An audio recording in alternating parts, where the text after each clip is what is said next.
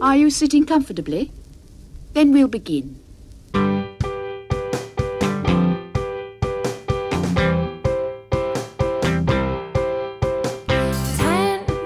minutes left. Yeah, but there's still some time. It's not the final score. We need more than the numbers we're given. Show us you live and breathe the game. You're more than a name. That's what we came for. We can bring you more than the score. Every story. Let's take this thing off of the field into the real world, away from the numbers, away from the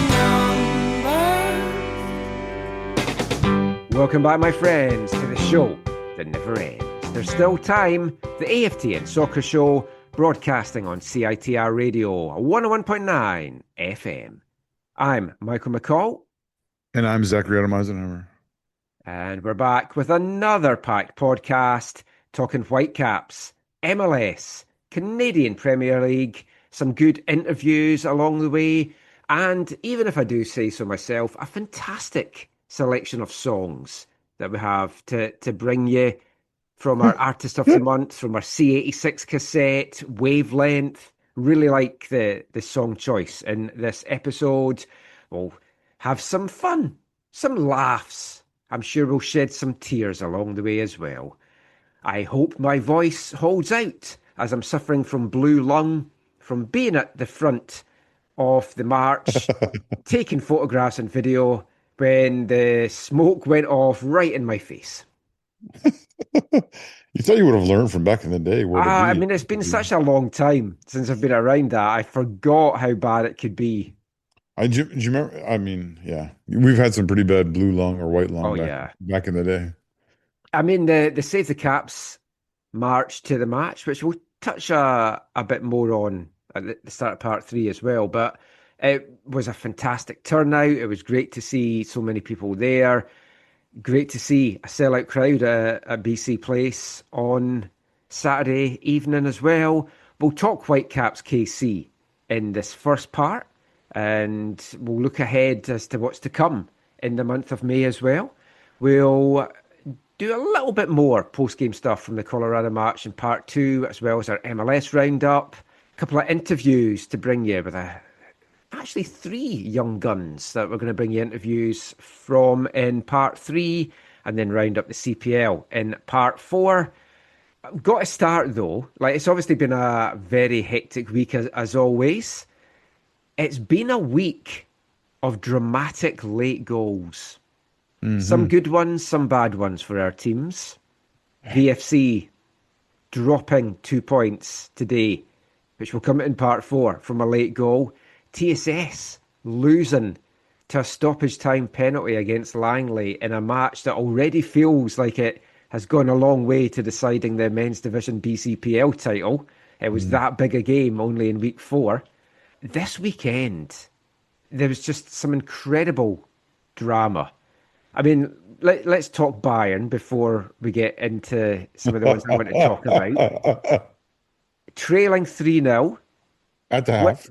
At half, winning 4-3. I didn't look to see where the goals were, but was there late drama in that?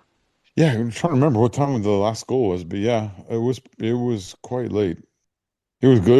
It was I told Kirk going into the game, I said we could easily get shellacked here, or we'll pull it off, or whatever. But it was 3-0 at the half. But I said to Kirk, I said we can still win this. Yeah, because we started Whitecaps. We started with a whole bunch of main guys on the bench. It was 83rd was the winner. So I'd still class that as a late 81st, drama. 81st and 83rd. That's very much late drama then, considering that it was trailing going into the last 10 minutes. It started off in Scotland, my beloved East Fife, in a relegation battle at the moment, playing the league leaders, Inverness Cali, who would have wrapped the title up with a win at Bayview. Against all odds, East Fife are winning 1-0, and then they give up a 90th minute equaliser. They now play Cove Rangers next week, needing just a point to avoid going into the relegation playoffs. Cove Rangers are level in points with them, so it's dramatic last day decider coming up. Elsewhere in Scotland, in the Scottish Premier, Rangers, still not playing Derek Cornelius, gave up a 90th minute winner at home to Motherwell. Motherwell won 3-2. It was an own goal as well.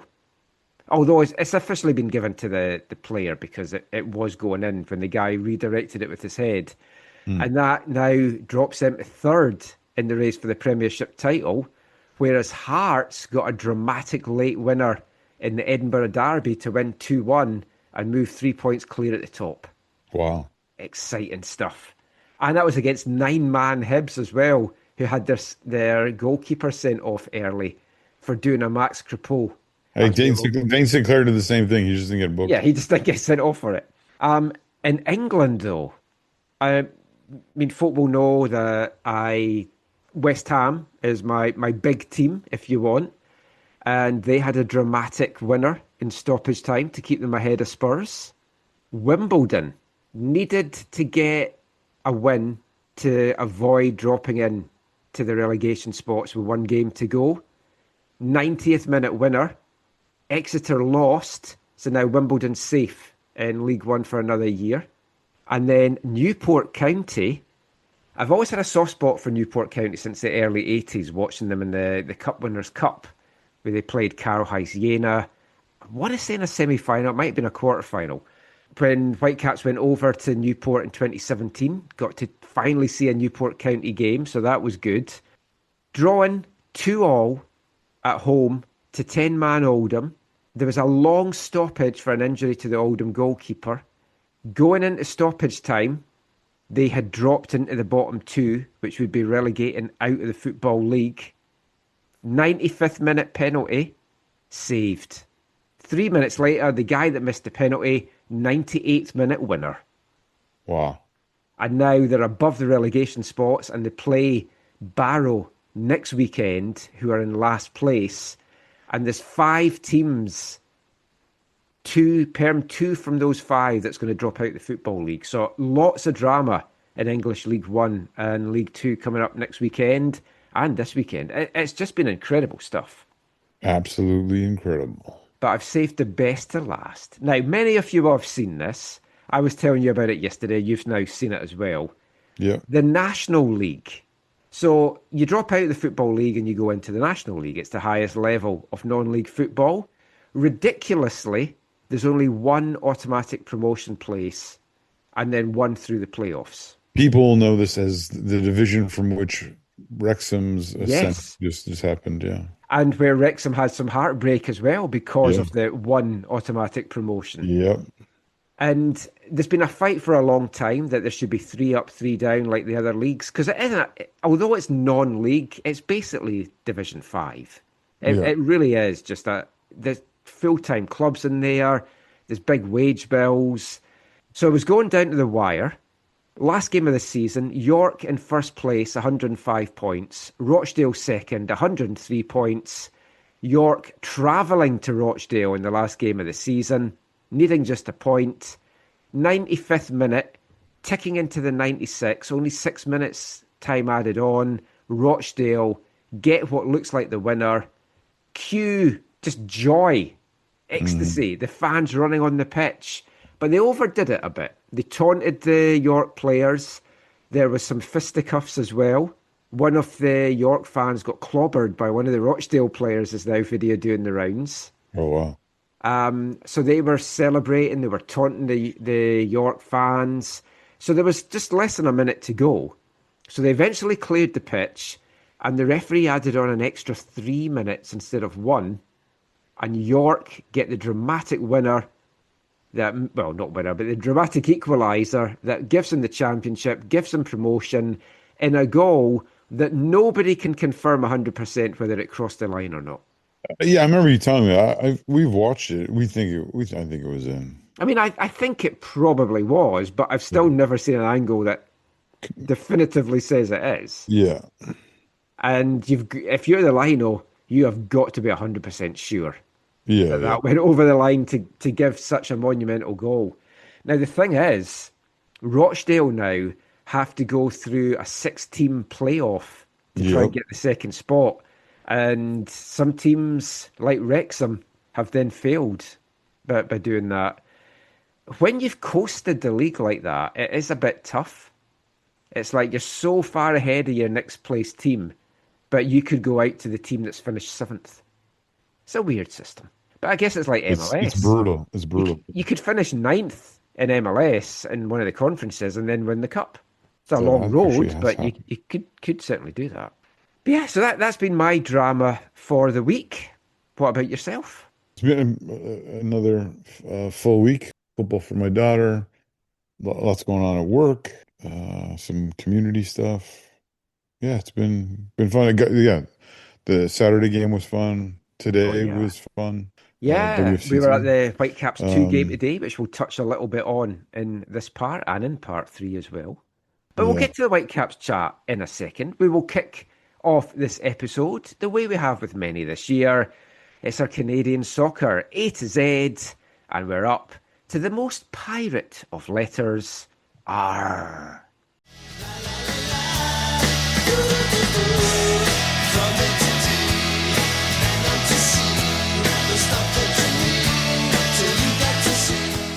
Yes, we're up to the letter R in our A to Z. I get to go first this week. It's another letter which, like, you would think there would be a lot to go with. R is quite a big letter in the alphabet, all things considered. It's used in a lot of words, but not a lot of Canadian soccer are. So the one I'm going with, and it pains me to do this, Zach, you know I'm an anti-monarchist. Not a fan of the Royals, but I'm going with Royals. Oh, Two Royals, in the fact. Vancouver Royals? Vancouver Royals and the Westminster Royals. So footballing royalty is what I'm going with for this one. So Vancouver Royals, many of you will know, was really the first professional football team in Vancouver. Founded in 1967 as the Vancouver Royal Canadians, they were original members of the United Soccer Association, and then the National Professional Soccer League, the NPSL, merged with the USA, United Soccer Association, not the country, in 1968 to form the North American Soccer League, the NASL. And in 1968, the team branded from Vancouver Royal Canadians to Vancouver Royals. They played their home matches at Empire Stadium and sadly folded at the end of the 1968 season. There was 12 teams folded in the NASL in 1968 and 1969. Rough couple of years. Yeah. In 1967, the Royals finished fifth in the league. 3 wins, 5 draws, 4 defeats. They averaged a home league attendance of 7,019, which isn't bad. That dipped by about 900 the next year, where they finished in last place in the Pacific Division, then obviously folding. And it was a team in 1968 that the famous Puskas was the head coach. It was meant to be Bobby Robson, but then Puskas became available. The new owners said, "Oh, we want Puskas. Bobby Robson can be the assistant." And Robson was like, "Yeah, I'm not being the assistant." But Robson came later, didn't he? No, it's a bit of a kind of misunderstanding with that regard. Oh, okay. So he was appointed coach and then was made assistant and then Left. ended up suing the club for breach of contract. Crazy. The initial manager was called Ian McCall. Sadly, no relation as far as I know. I maybe need to do a little bit of family tree and see if it is. But yeah, Vancouver Royals, so much history in Vancouver football-wise, but that was the first professional football team. Lasted 2 years. On an amateur level, we have the Westminster Royals, who still to this day are the most successful amateur football club in Canada. They've won 9 challenge trophies. The nearest teams to them's got 4. And they had big runs in the 20s, big runs in the 30s, winning it as well. And there was an article that was written saying if you look at football in Canada, this was in the 40s, there's only 3 teams to talk about, and one of them was the New West Royals, or Westminster Royals as they became. So Royals and BC certainly go hand in hand in footballing terms. So that's my main R. You'll be delighted to know I've got another fun quizzing R for you coming Oh up. my. Yeah. Folk enjoyed that so much last week. Yeah. I think doing this when you're half asleep's maybe not the best thing, Yeah. but we're going to do it again. So let's get to your R first. My R is maybe a little more simplistic and straightforward compared to yours. But I went for Tomas Radzinski, the Poznan-born striker winger who chose to play for Canada internationally. He was, I mean, I'll go over some of the places he played and a couple of his stats here in a minute, but I just remember Thomas Radzinski kind of being like one of, or maybe actually the first Canadian I remember being able to see play on like Soccer Saturday in like one of the big matches of the week, or like the highlights from, I guess it would have been probably Belgium first. That was kind of just like exciting and like, oh, I can't miss this and whatever. But his youth career, he was at Osnabrück in Germany, which is kind of interesting. Then he spent a little bit of time. Oh, he did spend a little bit of time in North York Rockets, Mike. I missed that. And yeah, but then he went over to play in Belgium. He played at Germinal Eckeren, and then he played 104 games there with 42 goals before making the move to Anderlecht, one of, if not at the time, the biggest clubs in Belgium, which is where Nathan Saliba is playing right now. 77 matches, 52 goals. And I believe he played in Europe a bunch for them as well. And then from there, he made a big move to the Premier League, where he played for Everton. And then at that point, we were able to watch him, I think, those live games on Sportsnet, the early days of Sportsnet broadcasting the Premier League. But yeah, at Everton, 91 matches, 25 goals. And then he went to Fulham, 103 matches, only 11 goals there. And then he went to Greek football, Xanthi, Skoda Xanthi, 25 matches, 14 goals. And then back to Lierse in Belgium, where he had 86 appearances, 39 goals, and we had one other little stop at a Belgian club. In total, 500 professional games with 190 goals, which is incredibly impressive. For the national team, he played 46 times with 10 goals, which at the time was kind of, significant for Canada. Even though he played for them in the 90s and in the 2000s, he was not a part of the Gold Cup team. I don't totally remember why, but I do know, without going into all the details, I do know that there were some times where he chose not to play for Canada that caused some issues and some frustrations, and I know some fans maybe didn't appreciate him as much afterwards. But yeah, I just remember Thomas Radzinski kind of being the first Canadian in my kind of time who sort of like not just played in Europe, but like made it in Europe, and like was someone that we were kind of all proud of, and like he was like a trailblazer, honestly, at the time. Now we had other Canadians who went over and did different things, Dasso and guys like Kevin McKenna and whatever, and Jason DeVos. I know they did things, but I remember Radzinski was like the first one who really, really, really made kind of like a significant impact. Thomas Radzinski is my I think he might be my only R. I don't think I have any good backups for this one. No, I was going to give an honourable mention to Rovers for TSS Rovers, but I thought I will probably keep that for T as a spoiler. So let's have a little bit of fun with you then to round off R. We're going to talk record holders, and just for the Canadian men and women's national teams. So I think you should know these. Who is the record appearance holder for both the men's team and for the women's team? Not the same player. Oh, like one for each. Yeah. Is this Sinclair for the women? Yes. Yeah.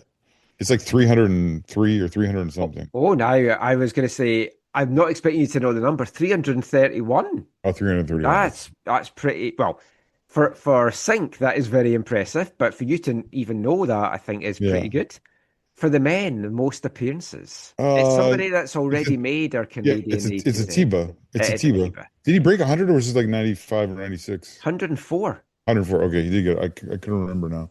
Now, if we're looking for record holders for goals, obviously the women's national team, we know it's Super. Sync. But do you know 19. what number that is? Is it 190? Yes. Yeah, yeah. Oh, you're redeeming yourself after last week now.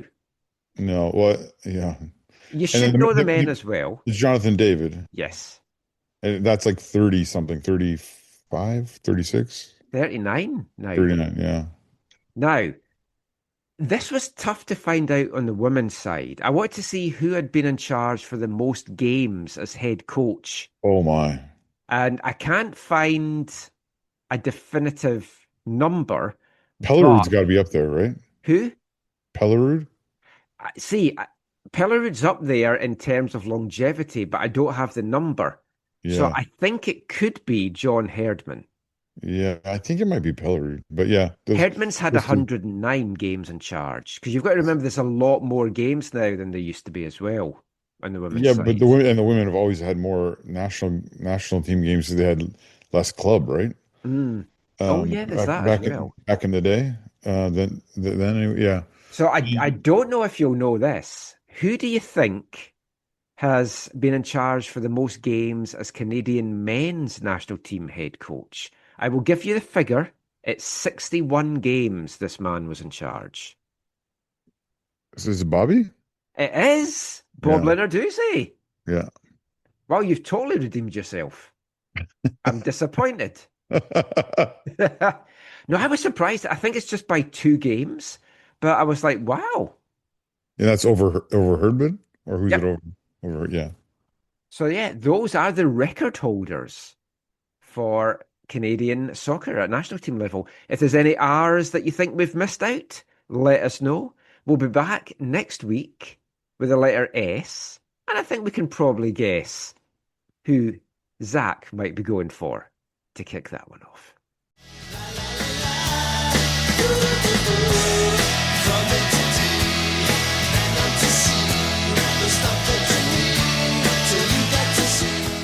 So that's our A to Z over for another week. We're going to talk Whitecaps now for the rest of this part. And it was another dominating performance at BC Place from the Whitecaps on Saturday, Zach, dispatching Colorado Rapids 3-1. The Whitecaps rounded off their home stretch with their 7th win in 8 games at BC Place. Their 8th win overall from their first 9 games to start the season, which is what I predicted. I said 8 wins, but I said a draw. 8 wins and a draw from their first 9 games. And they got 8 wins and a defeat from the first 9 games. I mean, I'll bite your hand off for that. What a start to the season. A record-breaking start for the club. And also in the league. Bizarrely, the Whitecaps and San Jose Earthquakes in the same season have both become the first teams to win 8 of their first 9 matches in the post-MLS shootout era. What a great clarifier. There's always a caveat, and there's always a record as well. It's like, oh, someone's played 14 games. Do you know this club is the first to do this in their first 14 games? It is something that I do quite find annoying. It's like when you're talking about English football, anything pre-Premier League doesn't seem to exist. Yeah. Oh my. That's what really annoys me. But yeah, the caveat here is post shootout because somebody had to win in the shootout days. But that is quite remarkable that both teams, 8 wins out of 9. The Caps only defeat, ironically, to San Jose, which still irks me because I still think Sabi should have had a penalty and we could have had a draw.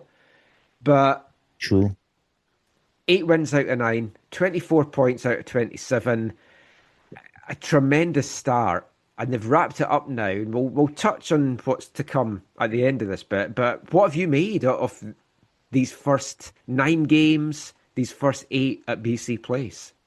Yeah, I think you use the word d dominating performance, and I think that's what they've shown throughout these matches. In the preseason or whenever it was when you were talking about this, oh yeah, 8 wins and I think back in the day we originally thought you thought it was 10, right? So you're like 9 wins and one Yeah. loss. But anyways, during all that, I kind of thought Mike's a little bit delusional. Like they're going to do good, I think. I think they're going to be able to pick up where they left off last year. But that's crazy. There's no way they'll like only, drop points in one game and then in this opening long homestand plus the Portland game. I was basing it primarily on them having so many games at home and them trying to make it a fortress and the fact that folk hate playing on that turf.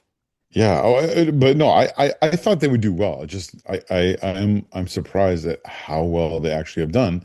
And again, not to jump the gun here to the discussion, but it is so interesting that they are having their greatest on-field performance in the midst of the most frustrating off the field stuff. Ah, yeah. It's like I've told Kirk because he has not seen it, but I'm like, okay, at some point, dude, we got to watch this film called Major League, right? Which has a little the bit of baseball, yes. yeah, which has a little bit of a tie into like the opening or season 1 vibe of Ted Lasso as well, right? I love the Major League films. I've got them all on DVD. Oh, there you go.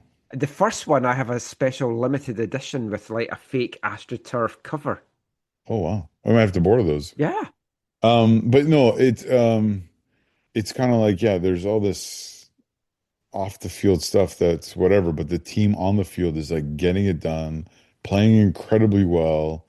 And I guess that's kind of the one maybe solace in the midst of this situation is that they are so good that they are achieving things. And even if this does end up to be the beginning of some horrible things, you really hope that they are able to like actually cement all this with some silverware.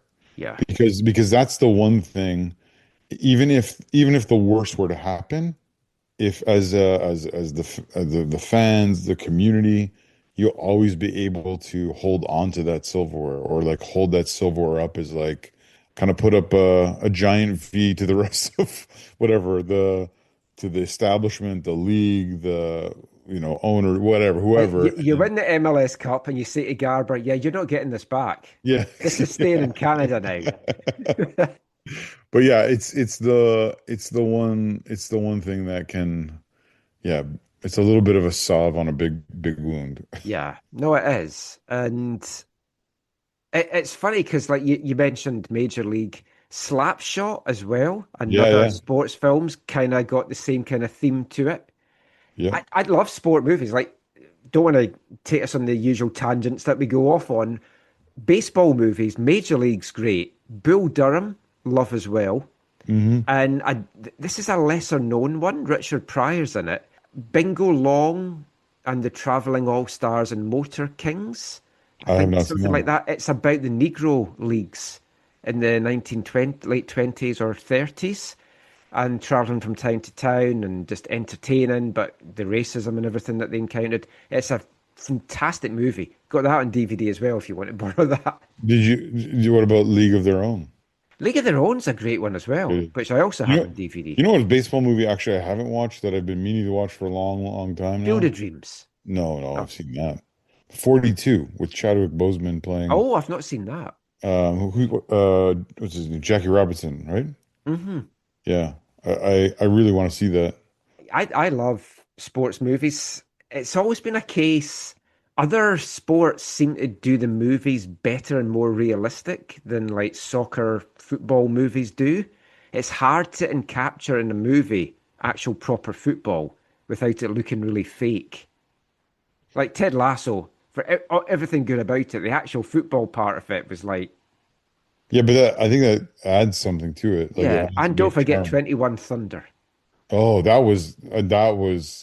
I gotta find that show on. Can we watch that somewhere? Is it on YouTube or? I was thinking about that the other day. Gem? I think it might be on Netflix or Prime. I found it somewhere because I've got the jersey that they sent me from the show Yes, yes. when I was interviewing the Scottish guy in it, and I said, "I don't suppose you've got a prop jersey you could send along, and I can wear it whilst interviewing him on our audio podcast." And they did. So I've Okay. got an actual thing from the Well, show. while we're on this tangent, can I say something else? I don't know if you're planning on bringing this. I can't remember if you're trying to. We want to talk about this later, but I really don't see a Major League Baseball team being really successful in Vancouver in the long run. Well, I was going to start the show off by going, "Welcome to the AFTN Baseball Show." I thought, too soon, too soon. I've seen so many folk saying, "Look, we can have baseball and the Whitecaps. They're not mutually exclusive," which is what we were talking about in last week's show. Yeah. And yeah, they're not, but finding land to build a baseball stadium, never mind finding the obscene amount of money that you need for a baseball team. And I do appreciate that the people that want to invest in baseball are very different to the folk that would want to invest in Yeah. soccer. But I do also think, why don't you just focus on getting the team that you've got in a major league here to Into a stay stadium. before Yeah. looking away? But this is like a once in a generation chance to get a team. And I did read, there was a Daily Hive article. I try not to read the Daily Hive on the whole. It's not my kind of journalism. Apologies to her, but she knows my thoughts on this. But they did an article, 13 possible sites for a Major League Baseball stadium in Vancouver.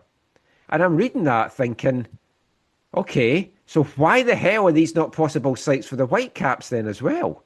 An Why are these now suddenly appearing out of the woodwork? excellent question, Michael. Excellent question.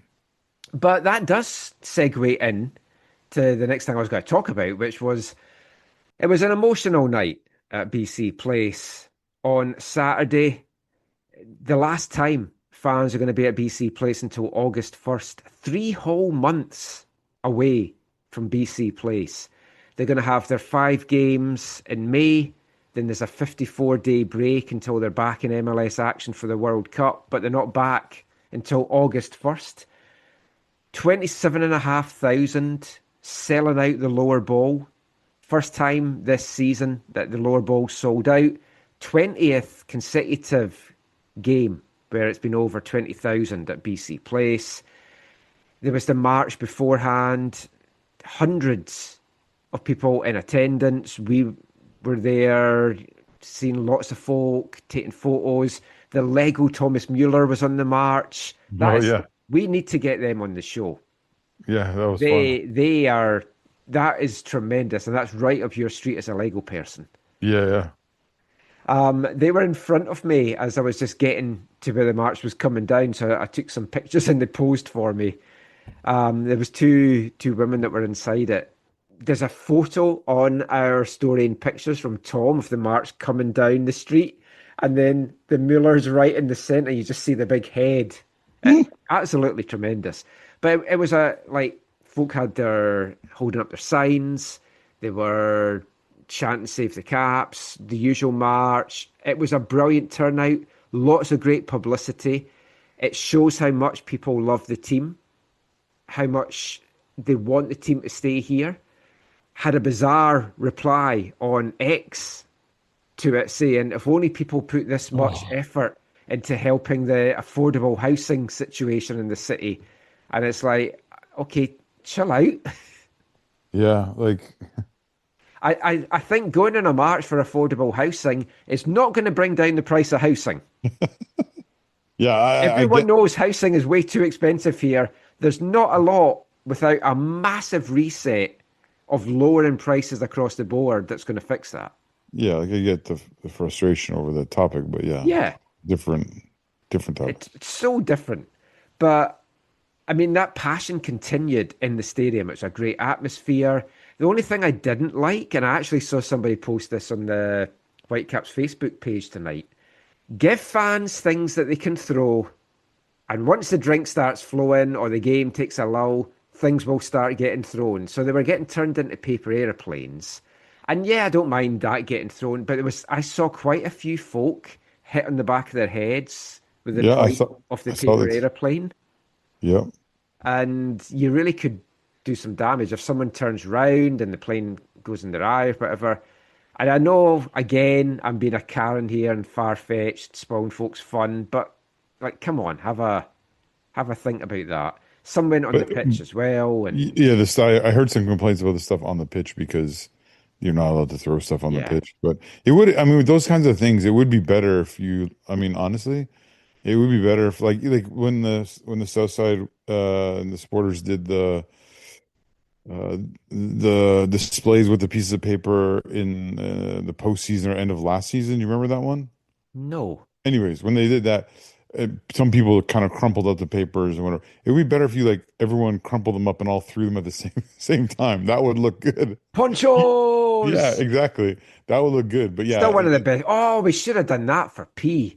oh, ponchos, yeah. Ponchos. Well, Oh, ponchos we'll have to or revisit that. in Toronto was the seat covers for their Oh, remember was when it? yeah, when See, Dicchio give football fans things they can throw, and football fans will throw those things. It's through exactly. time. But it was a very emotional night. Someone also said, "Oh, I thought it was terrible the Whitecaps didn't show any of the Save the Cap stuff on the BC Play scoreboard."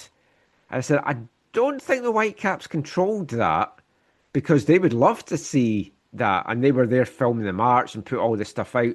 I think it was either if it was a deliberate decision not to show Save the Cap stuff on the big screen, it's either been a directive from MLS or from BC Place. Yeah, I mean, you have to think that everyone in the Whitecaps organization itself is very much on the save the caps I would think so, train. Yeah. but it was a great night, and I think the team on the pitch then rose to the occasion as well. They've sent everyone home happy. There is going to be one home game, which is going to be somewhere, probably Swangard, in the Canadian Yeah. Championship in mid-July. But yeah, three months and we're back at BC Place. The game itself, 3-1 win for the Whitecaps. And I've got to be honest, again, I came away disappointed it was only 3-1. Oh, absolutely. And I mean, I hate myself for that. It's like I don't want to be like a Man City or a Celtic Rangers fan where you're just demanding blowouts and stuff all the time. But it was another game where it could and should have been a barrel load more goals. Another game that Brian White could have had at least a hat trick. But he did get two. But I mean, overall, it was dominant from start to finish. We'll get into some of the big talking points, but just your overall thoughts on the game. Well, yeah, I agree with you on that. And to be fair, Matt Wells did say it was more like a 5-2 kind of game Yeah. afterwards. I would Not say quite sure where he got the two the from. two. Yeah, I would say maybe more 5-0, but well, we'll get into some of those interesting calls. No, it was the evening as a whole. I agree with you. It was this huge emotional thing, and I don't maybe I'll say something that's maybe unpopular. I don't like that like there's so many marches. I think in a season where when you're doing whatever, let's say a dozen marches or whatever, I feel like the march loses its kind of. I But mean, it's a tradition. no, I know. Oh no, I get it. Yeah. But I think that, But I see what you're getting to as well. but because when you do something, I think less. It's Less partly I is think you. more. Yeah, and I think it's partly been beneficial in terms of like if you're a new person, it's a good engagement kind of thing. Yeah. But And you meet fellow-minded fans and you make friends and totally, and the spectacle and the yeah. people and whatever, and because there's been some marches where you're like, oh, okay, it doesn't make things look as good because there's not as many people, or it's like, hey, we've been doing this a whole bunch. But the big marches, like sometimes when there's something special, like that, I forget what the occasion was. It was like the first home playoff. It wasn't the first. It was the first maybe playoff game. It wasn't that San Jose 5-0, but it was the first time they did the Marius out front, at the front of the stadium. Anyways, and there's been a few, like beginning of the season or whatever. There's been like some big ones over the years that have been really, really good.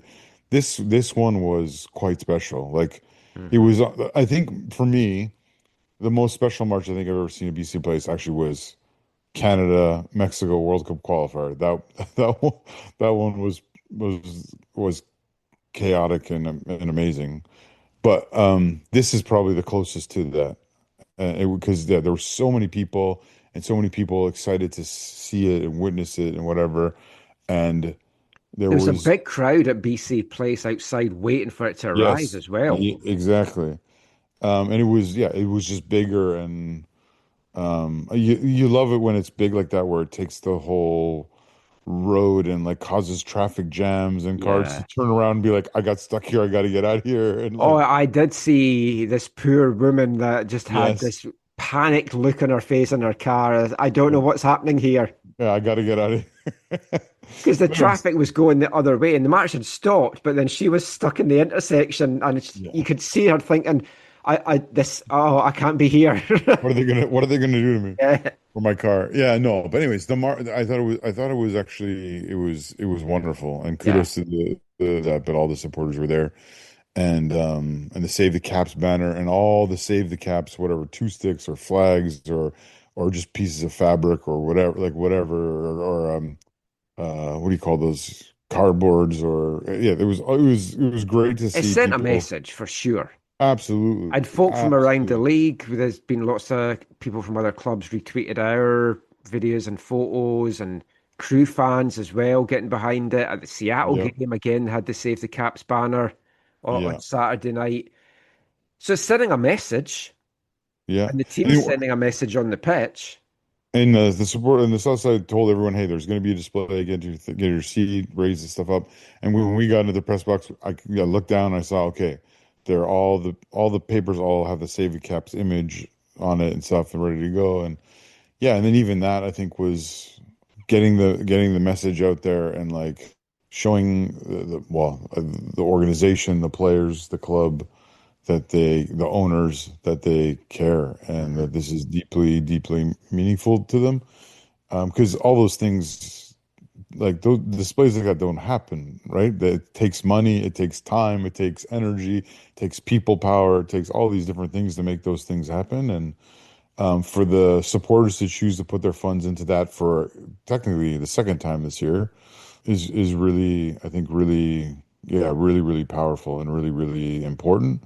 And yeah, I didn't get there in time because I got stuck in the tunnel for the anthems, but I went to the other side of the stadium just to capture some video and some photos and stuff. I was thankful I did. But yeah, it was just the other thing was just to have the ground so full, like the lower bowl Yeah. so full, was so great. I don't.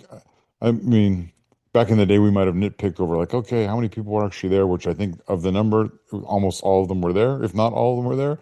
And I remember you and I talking, we're like, well, there's a little pocket over there, and we're like, oh, I think those are maybe where the like families of the players might sit in the stadium. Like, there's a little, but it was like, no, man, like that. It Yeah. was so full, and like people.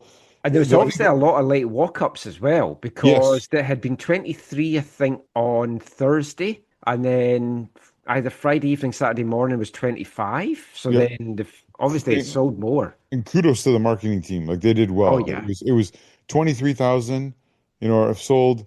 Don't miss your chance because we're not playing here again until August. yeah. And that was loud and clear, plus all the emotion around and the sentiments around the whole Save the Caps thing. I think really, yeah, really had a great walk-up crowd, and it just makes everything that much, the occasion just that much better Yeah. when everyone's there. And the result obviously helped as well because it's one of those kind of emotional games where you wonder, is it going to filter through to the players? Are they going to try too hard Mhm. to make the impression and impress? I mean, they didn't have to. Well, I was going to say they didn't have to try too hard. That's been a bit disrespectful to both them and to Colorado. But I think it was the best team performance that we've seen. Like throughout the team, there's been some individual performances over the season so far that's been great. I thought Thomas Mueller had his best game of the season so far as well, and it's really pleasing that he's now coming on. I think into the Thomas Mueller that we saw last year. 11 goals and 4 assists for 15 score points, or whatever you call them nowadays, in 16 MLS matches.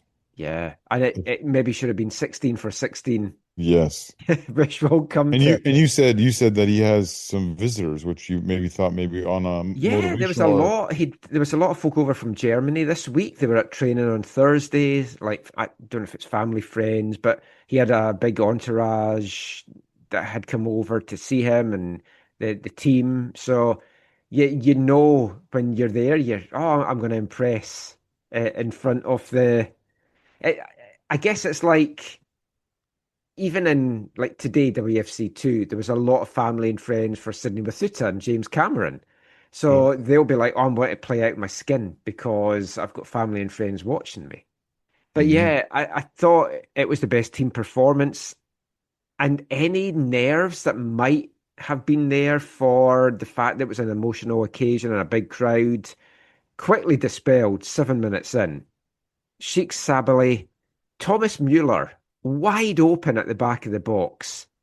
Why are teams Hmm. leaving Thomas Mueller wide open? And he's not alone because when we do our MLS roundup, Timo Werner also getting left wide open in matches as Yeah, well. But Eddie Aracampo, perfect delivery great switch. Yeah. right to Thomas Mueller, back of the box, first time pass into the middle.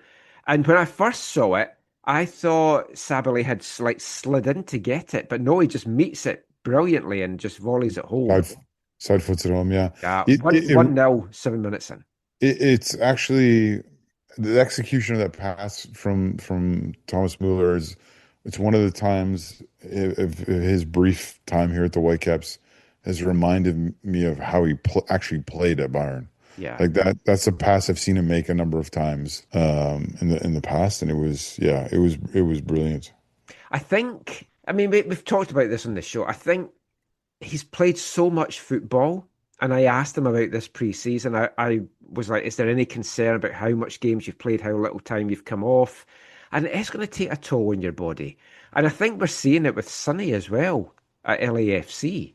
Because Yeah. he's also been in that cycle where he's had very little break. And now he's got a World Cup coming up as well, where at least Thomas is doing just broadcasting duty. So he's got Yeah. that kind of break. But he's now really hitting his stride.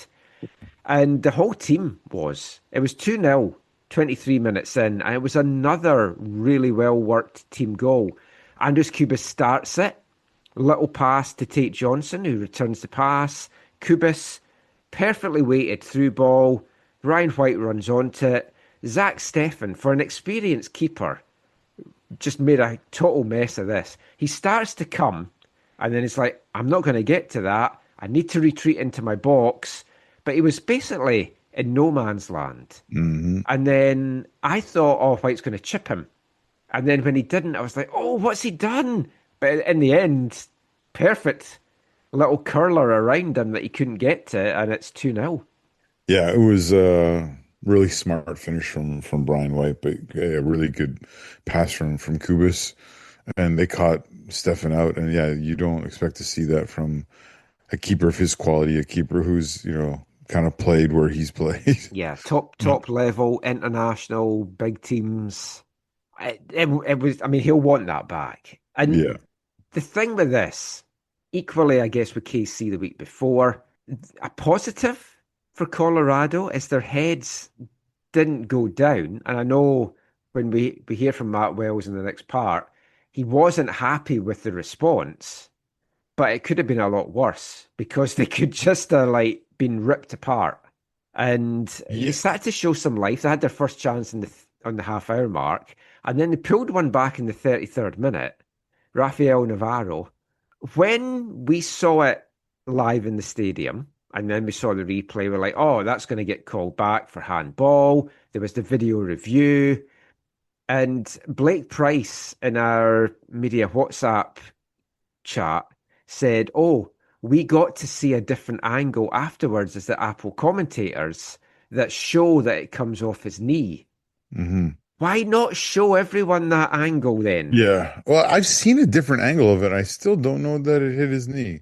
I think it looks like it hits his hand from one angle. And I did see another angle where I was like, I think it is probably his knee. The problem was and it's not the last time we're going to mention this tonight, and No, it's not the last game we're going to mention this about. no. Inconclusive camera to show categorically. So once a decision's given on the field, you've got to have proof to override it. And I don't think that there was clear proof to override it. I don't understand the referee not being called over to look at it, whereas he was for the second one. But I guess it's because they thought there wasn't a foul on it. So you let it stand, whereas they thought there was one on the Whitecaps one in the second half. But I, I'm not as angry about it as I was at the time, now that I've watched it back and hearing Blake mention about the other angle as well. I do think it was too impossible to say categorically that it hit his hand. Yeah. The one thing you take from it is at least it didn't ruin the actual result of the match, right? Like this was Yeah, but it gave them a spark. more than enough to make sure that, It made things a little bit yeah, more nervy, true. I think, as well. I mean, the half ended. Thomas Mueller had a couple of chances. Stefan came up with a couple of big saves during the game. So, I mean, there was that. Halftime sub, Jeevan Badwal came on for Emmanuel Sabi. And it Hmm. wasn't through injury or anything. Jesper was asked about that afterwards. He just felt he needed something a little bit different. And I thought Jeevan had a good half once again. Yeah. I never feel like he's a natural winger, but again, I think his composure, I think his ability to both keep possession of the ball, but also be someone who provides something different in terms of distribution for them in that spot is really helpful. And it's really encouraging to see him to continue to fight for and win his minutes in the side because there are other players who can play that role who are not Yeah. getting the minutes that he is, even Well, I if mean, he's look at not AZ starting. once Yeah, again that's the not primary featuring. example. Yeah. And it's like, it's now at the stage you're thinking, because like he's training fully, he's looking decent in training. It's like, are they deciding that they're not going to take the buy option on him because they've now got Jeevan that can play in the wing and they've got Sabali that's hitting a stride, and of course Bruno Caicedo that we'll talk about in a sec. Do they maybe feel that he's surplus to requirements at the moment, which is dangerous because we know the injuries last year and how it can suddenly make somebody that seems surplus not so surplus. But you're going to also have Ryan Gold coming back. Yeah, it does feel, it might be too early, but it does feel like they've made up their mind in terms of his long-term future, right? Because, Yeah, I mean, this was always the thing, right? Him, Jackson coming here, his performance could have meant that, yeah, I guess they could have, brought him in permanently, kept, extended a loan, whatever. There's different options. yeah. But also, if he had done well too, it could have meant other different options presented themselves to him, right? And so I it was think never, he's done never a sure well. thing. I'm kind of surprised in a way that they. No, we're not saying that this is done. I would be surprised, I should say, if they don't bring him back because I think you need that depth, and if it's on a decent enough salary and it fits the cap and everything, you want to have that. At the same time, though, he has to be playing. Otherwise, Yeah. he's going to lose the spark. Kenji Cabrera is another one that's Yeah. not getting minutes, and he's looked really good at training. Yeah. You've told me that a few times. Yeah, Yeah. and he's an international player. He's in the Peruvian national team. Spoilt for choice just now. But there's a lot of games coming up where you can maybe rotate in. So obviously one of the wing positions, everyone's just so excited to see Bruno Caicedo. And as soon as he comes on, it just brings this lift. Everyone in the stadium's like, oh. I was talking to somebody today and they were saying they were watching, I think, his debut, and they called their son through from another room saying, "You've got to come and see this. The Whitecaps have got some player here," and he Yeah. just has that je ne sais quoi, which I could maybe We, use for we. Stabile, but there's something special about him. And when he's on the ball, it's just electric. His pace, he is going to be a handful for so many defenders, especially late in the game. If you bring him on against a tired defence, I feel for those defenders. And he thought he had the third goal for the Whitecaps in the 77th minute. We thought he had the third goal. The whole stadium thought he had the third goal. But a video review, another lengthy one, ruled it off for handball. And again, I've watched it back. I don't see the same thing for Navarro. I didn't see enough from the replays on Navarro to rule out the decision on the field. I don't see enough in the replays for this to 100% be sure that it hit his arm and not the side of his chest. Having watched it back a bunch of times, this one I feel less aggrieved for the Whitecaps in it, because I do feel it does look like it hits his open arm there when the ball kind of pops up. Like, if you want to put it through the lens of, would this stand up in a court of law kind of thing? Yeah, maybe it wouldn't, but though that angle that I've seen a few times now, I feel like the Whitecaps were less hard done by on this one. Yeah. But what But we should again, I think also the key stress as is, well, though, accidental or not, the briefest touch or not, any hand arm that's used for any goal sees the goal chopped off. That's the rule. yeah. Again, the big idea, the big point here is that the Whitecaps' overall performance and made it so that these things going against them didn't destroy them, right? So Yes. the, And we the should also Colorado, talk like Thomas Mueller's anticipation in the past to spring Caicedo. And then Mhm. you just see the pace. Also have to give Lucas Harrington huge credit for getting back and getting that tackle in initially on Caicedo. There's Yeah, not many folks going to be able to keep up with him, but the young Aussie did, he's one of the players we're going to be speaking to for our World Cup chats over the next month as well. He's rumoured to be getting into the Australian team. He's just had his first two appearances in the recent series friendlies that they had. And he looks like a young talent that the coach looks to be saying, yeah, let's bring him in. It's a 26-man squad. Let's bring him in. And he, for me, was one of the best Colorado players out there. I thought he was excellent. yeah. But Bruno was not to be denied getting at least something from the game, and it was an assist in the 85th minute. Again, his pace just leaves the defender in his wake. It's all set up by a Matty Laborda tackle. hmm And then Berhalter springs Caicedo. It's a nice ball forward. He's like, oh, yeah, Bruno's going to get to that. Bruno does get to that. Defender's left behind. Unselfishly cuts it back. Great finish from Brian. It was a pretty simple finish, but yeah, it was a quality one. But Two goal per. Bruno's pace and Bruno's ability to take players on is just Well, yeah, frightening. he is a joy to watch. He's got one goal, two assists now through his four matches, and it could easily have been 2-2. Like, he's never been capped at senior level by Ecuador. He's had caps at U20 level. So I was doing a little bit of research. Like, is he on the fringes of making it? And I saw a few things that said, yeah, he's kind of on the fringes of the World Cup squad. And I do wonder if these performances might just be enough to put him in that squad for the World Cup. Yeah, that would be amazing. The more Whitecaps at it, the more interest you've got in more matches, which would be great to see. But also tireder players as well. It's a position at Ecuador where there is a lot of depth, but he does look to be an informed player just now. And on a similar note, Brian White, he's second in scoring now in the league, 8 goals. Could Yeah. have had hat tricks in a couple of games now and didn't. Interestingly, I thought his chance of making the national team was probably gone. But Derby County striker Patrick Agyemang has now been ruled out of the 2026 World Cup.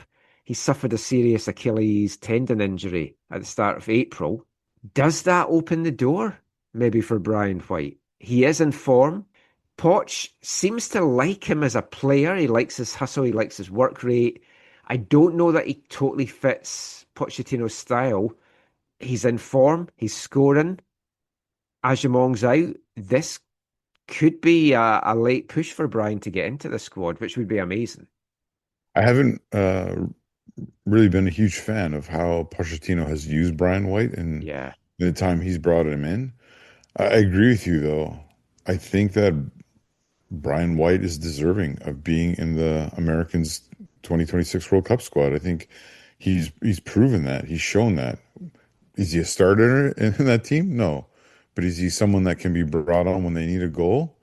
I think absolutely. Is he someone who can be brought on uh, when they need a goal and you don't have to worry about him being lazy in the press or helping back or whatever? Yeah, no, I think he's so helpful for in so many ways, which is obviously why, Vanni Sartini was always such a big fan of him and why Jesper's been able to use him to such good effect as well. And if he's in the form that he's kind of in now, and I don't think he's even in peak form, but he's definitely in good form at the moment, that I think Pochettino would be at least maybe somewhat foolish to not bring him, especially when he's losing other options. Well, he's going to be on the Like you long list mentioned. because all the countries had to submit, I think, 40 to 50 players on their long list, which isn't released publicly, but Yeah, FIFA get that. So he's definitely going to be on that. We can be pretty sure of that.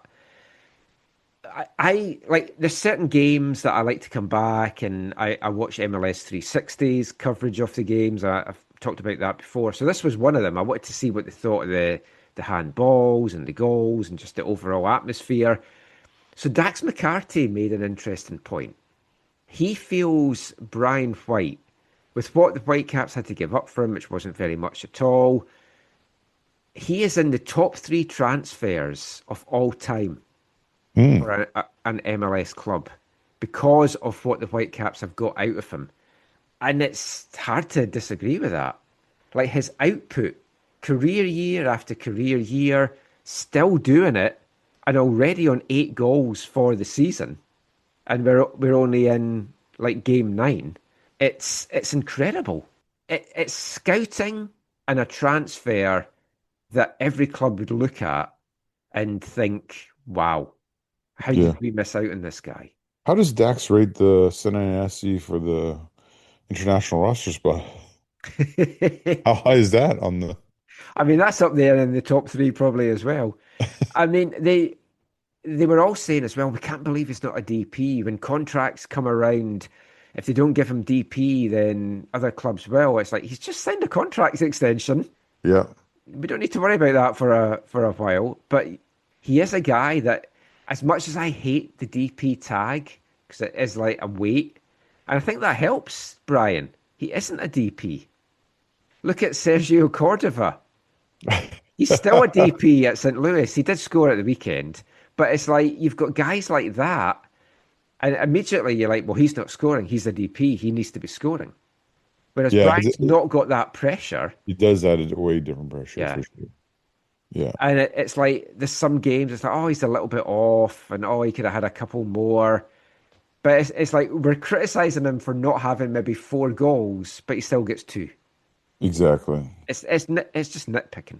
So yeah, I mean, it'd be amazing if we can see Caicedo, White. I think Tristan Blackman's a long shot to get in. I think they're quite covered defensively. Sebastian Berhalter for me is a lock to get in as well. Andres Kubis is obviously in for Paraguay. Had a great chat with him for the show next month as well about World Cup stuff. That's it now at home, as we talked about. They're on the road now for 8 games, albeit with a World Cup break in between. Not back at BC Place for 3 months. It's a grueling road trip that's coming up. They've got 5 games, LA Galaxy, San Jose. You've then got Dallas and Houston in the same week, and then they wrap up at San Diego, which isn't looking as daunting as it was because of how San No. Diego are. But Yep. that game against San Jose, as we said last week, it looms large in May 9th, top 2. You feel Jesper's going to use a lot of his squad in this month, especially being on the road. It's also probably going to feel a bit weird for them as well because they've got so used to being at home. It's going to be Yeah. a bit odd for them. They're going to be away and doing the travel and getting home late. So that will take a little bit of getting used to. It's been weird as well, this run, that having so many games at home. Jesper kind of touched on it as well. He said it's not usual to have this many games and have these many wins. and for me to be constantly sitting here talking about we've had another win. Yeah. I go to BC Place now expecting a win. I come home, Caitlin says, "Oh, did they win again?" Yep. It's like such a bizarre feeling. Yeah, But I've seen you when they don't win. And it's yeah, not happy, Mike. no, it means so much. But I do think there could be a lot of rotation in this spell. So I asked Jesper about that post game. Here's what he had to say on that.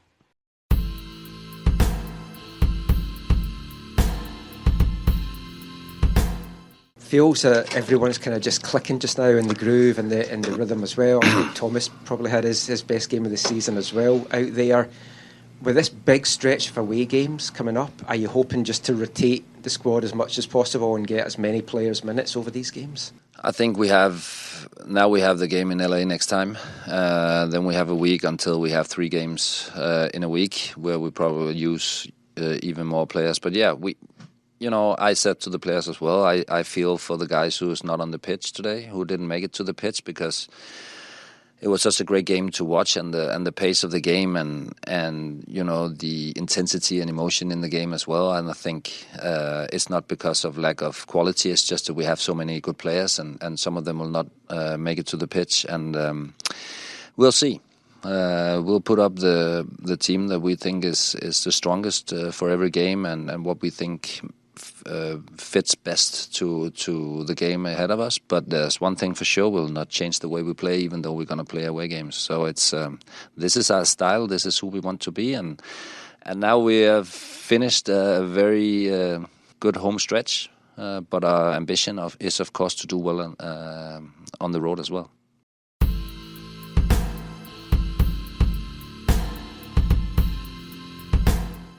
It's a tough one because you don't want to rotate too much and weaken the team.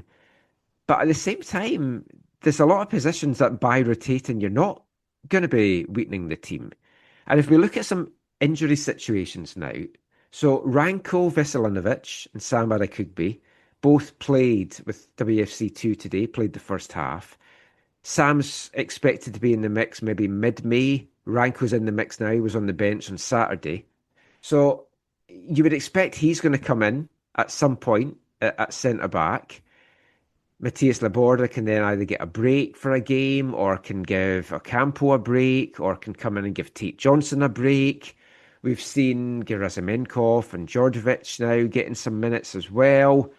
Defensively, it's a case you can certainly rotate. Up front, though, we can't because we've got Brian. Ryan Illumi did score today for the twos. But Brian, you kind of have to ride him. The wingers, we can rotate in and out as well. It's more the midfield because we know Kubis's record's gone now. He's conceded a goal whilst being on the pitch. 644 minutes, right? Yeah. Crazy. He's going to be glad everyone's stopping talking about that now. I mean, it's an amazing stat. But him and Berhalter are so good together. But again, you don't want to burn them out. Badwall, Laraz. I think there's definitely going to be rotation, and I think it's going to be maybe maximum of 2 in a game, so we don't see too much. But it's a nice problem to have. Yeah, absolutely. You need to get the most out of your squad. You need to, again, I don't like this term, but watch the load management of your players, right? Like how many minutes they're playing. I mean, going into midweek this week, this is one of the things. Bayern, some of their players have kind of not stopped playing. Yeah. Whereas PSG, when you look at the minutes, they've maybe played half the minutes, some of their key players. Some of it's it the benefit the Whitecaps had in this. They didn't have the midweek game for some weird reason. Yes, absolutely. Yeah. So it will be interesting to see how that impacts them. Yeah, not just in this month of May, but also in the long term of the league campaign. Yeah. But the depth, you're right. The depth is huge, and it's just going to be can Jesper kind of just maximize what he's getting out of the different positions when he brings in different options. But you'll also have hungry guys as well wanting to like we like someone like AZ. If he's getting minutes, it's like I need to impress now. Yeah, which is partly what you get from the twos, right? So when Ranko goes there, Sam goes there, other players go there. Yeah, six first teamers on the twos today as well, and for Ranko and Sam obviously getting minutes. And I got a chance to catch up with Ranko after the match. The smile, you couldn't get it off his face. He was just so happy to be back on a pitch playing football again. Here's what he had to say after that game.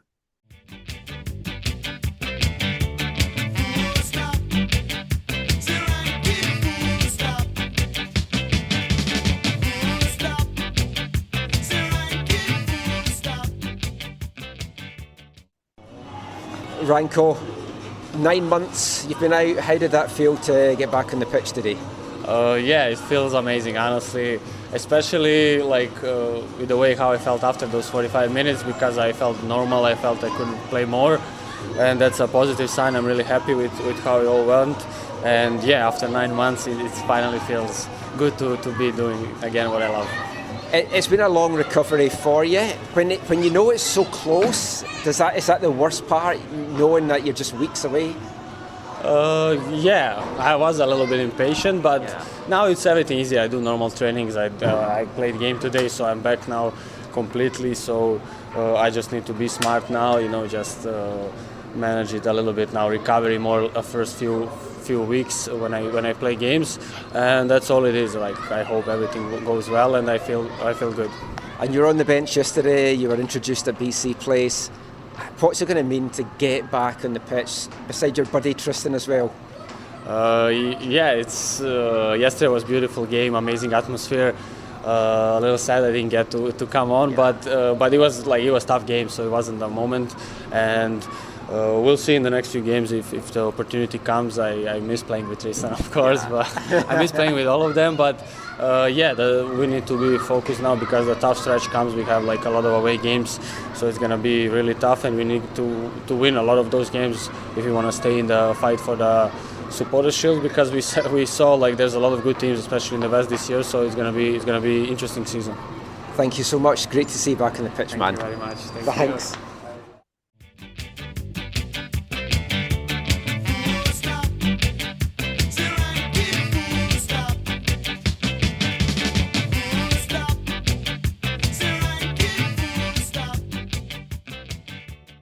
Absolutely delighted for Ranko and Sam that they got a chance to play, get competitive minutes again. We briefly spoke to Sam after it as well. He was just happy to be back out there again as well. And genuinely, Ranko, you just couldn't get a smile off his face. He was just so pleased to be out there. Yeah. But yeah, great win for the Whitecaps. We'll talk a little bit more Whitecaps Colorado in the next part. And we'll hear from Rapids head coach Matt Wells, and we'll round up a busy few days of MLS action as well. We'll be back with all of that after the penultimate song this month from our Artist of the Month, the Inspiral Carpets. Hi, I'm Brian White, and you're listening to the AFTN Soccer Show.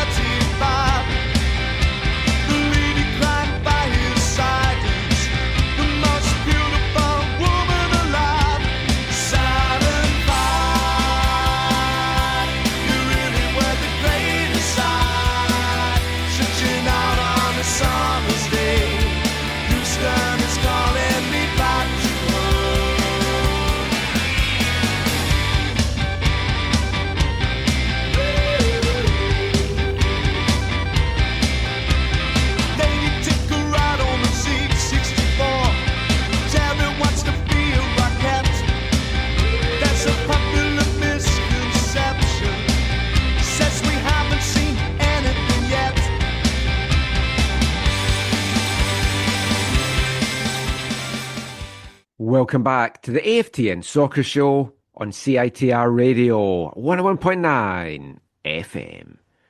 And kicking off this part, it's our penultimate song from our Artist of the Month for April, Oldham band, the Inspiral Carpets, and that was the first single to be taken from the band's fourth studio album, Devil Hopping. The single, Saturn V, was released on January 10th, 1994, one of three singles to be taken from that album. The album itself, Devil Hopping, was released on March 7th, 1994. The single, Saturn V, peaked at number 20 in the UK charts, with the album peaking at number 10. And we've got one more song to wrap up the Inspiral Carpets residency for the month, and it's probably my favourite song altogether by the band. I've kept the best to last, and it's a song as well that I think is very fitting for the Whitecaps' current situation. Save the Caps. Will they stay? Will they go? Find out what that song is at the start of the next part, but we will continue talking Whitecaps Colorado Rapids just now. And you've got to say, it was a pretty tough 8 days for Colorado when you look at the three games that they had. Last weekend, as we talked about in the last show, in front of a record crowd at Mile High Stadium in Denver, a barn-burning 3-2 defeat to Inter Miami. They gave a great account of themselves in that. They were just undone by a piece of messy magic late in the game. They probably feel they should have taken something from that. Midweek, they then went up against another big gun in LAFC, held them to a 0-0 draw at BMO Stadium in LA, and for vast chunks of that game were the better team. Particularly in the first half, it was a very impressive showing from them. They kept LAFC at bay. LAFC didn't really look like they were firing on all cylinders, but it was a great point for the Rapids to get. But a short turnaround, 4 days later, heading north to Vancouver, going down to that 3-1 defeat to Colorado. Some tired legs out there. Rapids head coach Matt Wells didn't want to use that as an excuse though. And the 37-year-old Englishman, in his first season in charge of the Rapids, took over just before Christmas last year, having been at Tottenham Hotspur, previous assistant there to Ange Postecoglou, and he brings a wealth of experience to the Rapid side, to MLS. He gained his first coaching licence, a UEFA B licence, aged just 20. He had come through the Tottenham youth system before an injury meant that he had to hang up his boots at an early age, went into coaching. I do think he's got a bright future ahead of him, and very honest, really, in his comments after the game. Zach headed along to the Rapids locker room.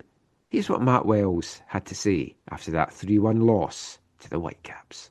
Colorado, Colorado, beautiful place that you are. Just your general thoughts on the match and how it went. It seemed like there were some really bright moments, but Vancouver was just kind of prepared for what you were planning to do tonight. No, I don't necessarily think it was that. I just thought they were much superior on the night. I think I said in the build-up to this game that we're facing the most complete team in the MLS, and I think just credit to the opponent tonight. I think they showed that.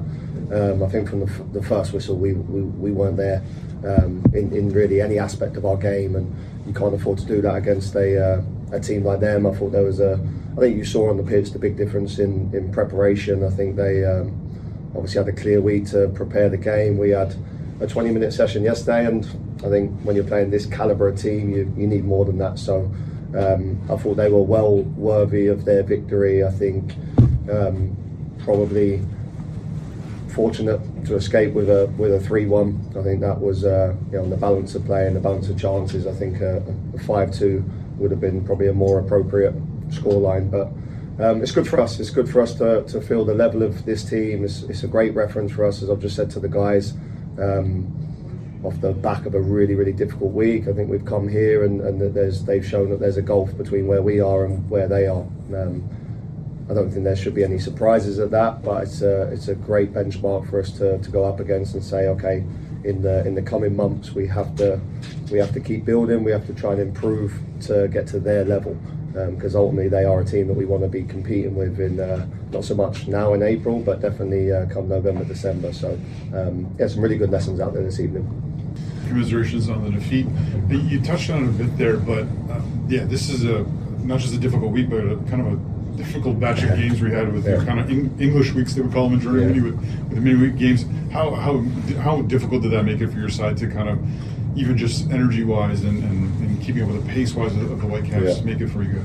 Yeah, I don't think we were there energy wise. I think it would be foolish to say that we were, but I honestly don't believe that's down to the schedule. I'll never make excuses for that. I think the difficulty of the schedule is more the preparation. So I think it would have been a little bit easier to face Vancouver if they'd had the same schedule, purely not because of the physical level, more so that they'd have been in the same sort of preparation cycle as us, maybe having only half a training session to prepare for us, whereas I think you could see tonight they were probably 7 or 8 days to prepare the game. And I think it just shows when you play a team of this calibre and this level, we're not at the level where we can go into it a little bit short of preparation. And then I think the lack of energy to me was more of just a surprise at the feeling of how strong they started the game. And I was frustrated on the sideline because we couldn't get out of our half, but Vancouver were extremely sharp in the final third and obviously conceding two really poor goals. You have to, in that moment, be strong and be stable, and okay, we can weather that storm, because the latter stage of the first half, we were in a really good spot. Obviously scored the goal, but I could feel, not necessarily the goal was coming, but I could feel finally we looked like us on the pitch and we had a bit of control in the game. Obviously by that point you're 2-0 down, so it's very, very difficult. And then second half, I didn't feel we were getting back into the game, so I took a huge risk in terms of going to only 3 defenders at the back and tried to get an extra body in the tap. That was more to, as I just said to the guys, more to signal intention from the sideline that come on, let's go for this game. We can get back in this. And I think tonight I saw that there's still a long way to go from a mentality perspective and an identity perspective in terms of the team we want to be. But there'll be a lot of teams here. I thought it was very, very impressive. And then, just one other for you. Yeah. In terms of, so you've spoken with there's some good things you take away. It's a reference point for you and kind of where you're at in your season. Your season there's been some really great highs, some difficult lows. But what are some of the other more practical things that you learned from your side today that you'll take away that will help you moving forward? Yeah, I mean, if we're going to lose, we have to lose like us. I think that was my biggest frustration from the sideline today, is that I felt the players felt the golf on the pitch and then took the identity reflective of that golf on the pitch. And if we're going to lose, I want us to lose full throttle, all in terms of our football. And I didn't like the reaction after half time. I really thought, given the context of the game, going from 2-0 to 2-1, I thought, and then with a couple of the changes we made at half time, I really felt we'd come out with renewed energy and look a lot more like us and put them on the back foot, and it didn't materialise in that way at all. I thought our process with the ball was really, really poor. Usually we're in total control. When the team presses, we like that. Whereas tonight, I could tell by a lot of the decisions we made that the intensity of their press scared us into being the reactive team, and suddenly we were offloading the ball and not playing the right sequences of passes that we normally work based off the type of pressure that we received. But it's all good. It's good information for me. It's obviously been a really demanding week. I think there was huge positives against Miami. I think there was a really, really strong 45 minutes against LAFC.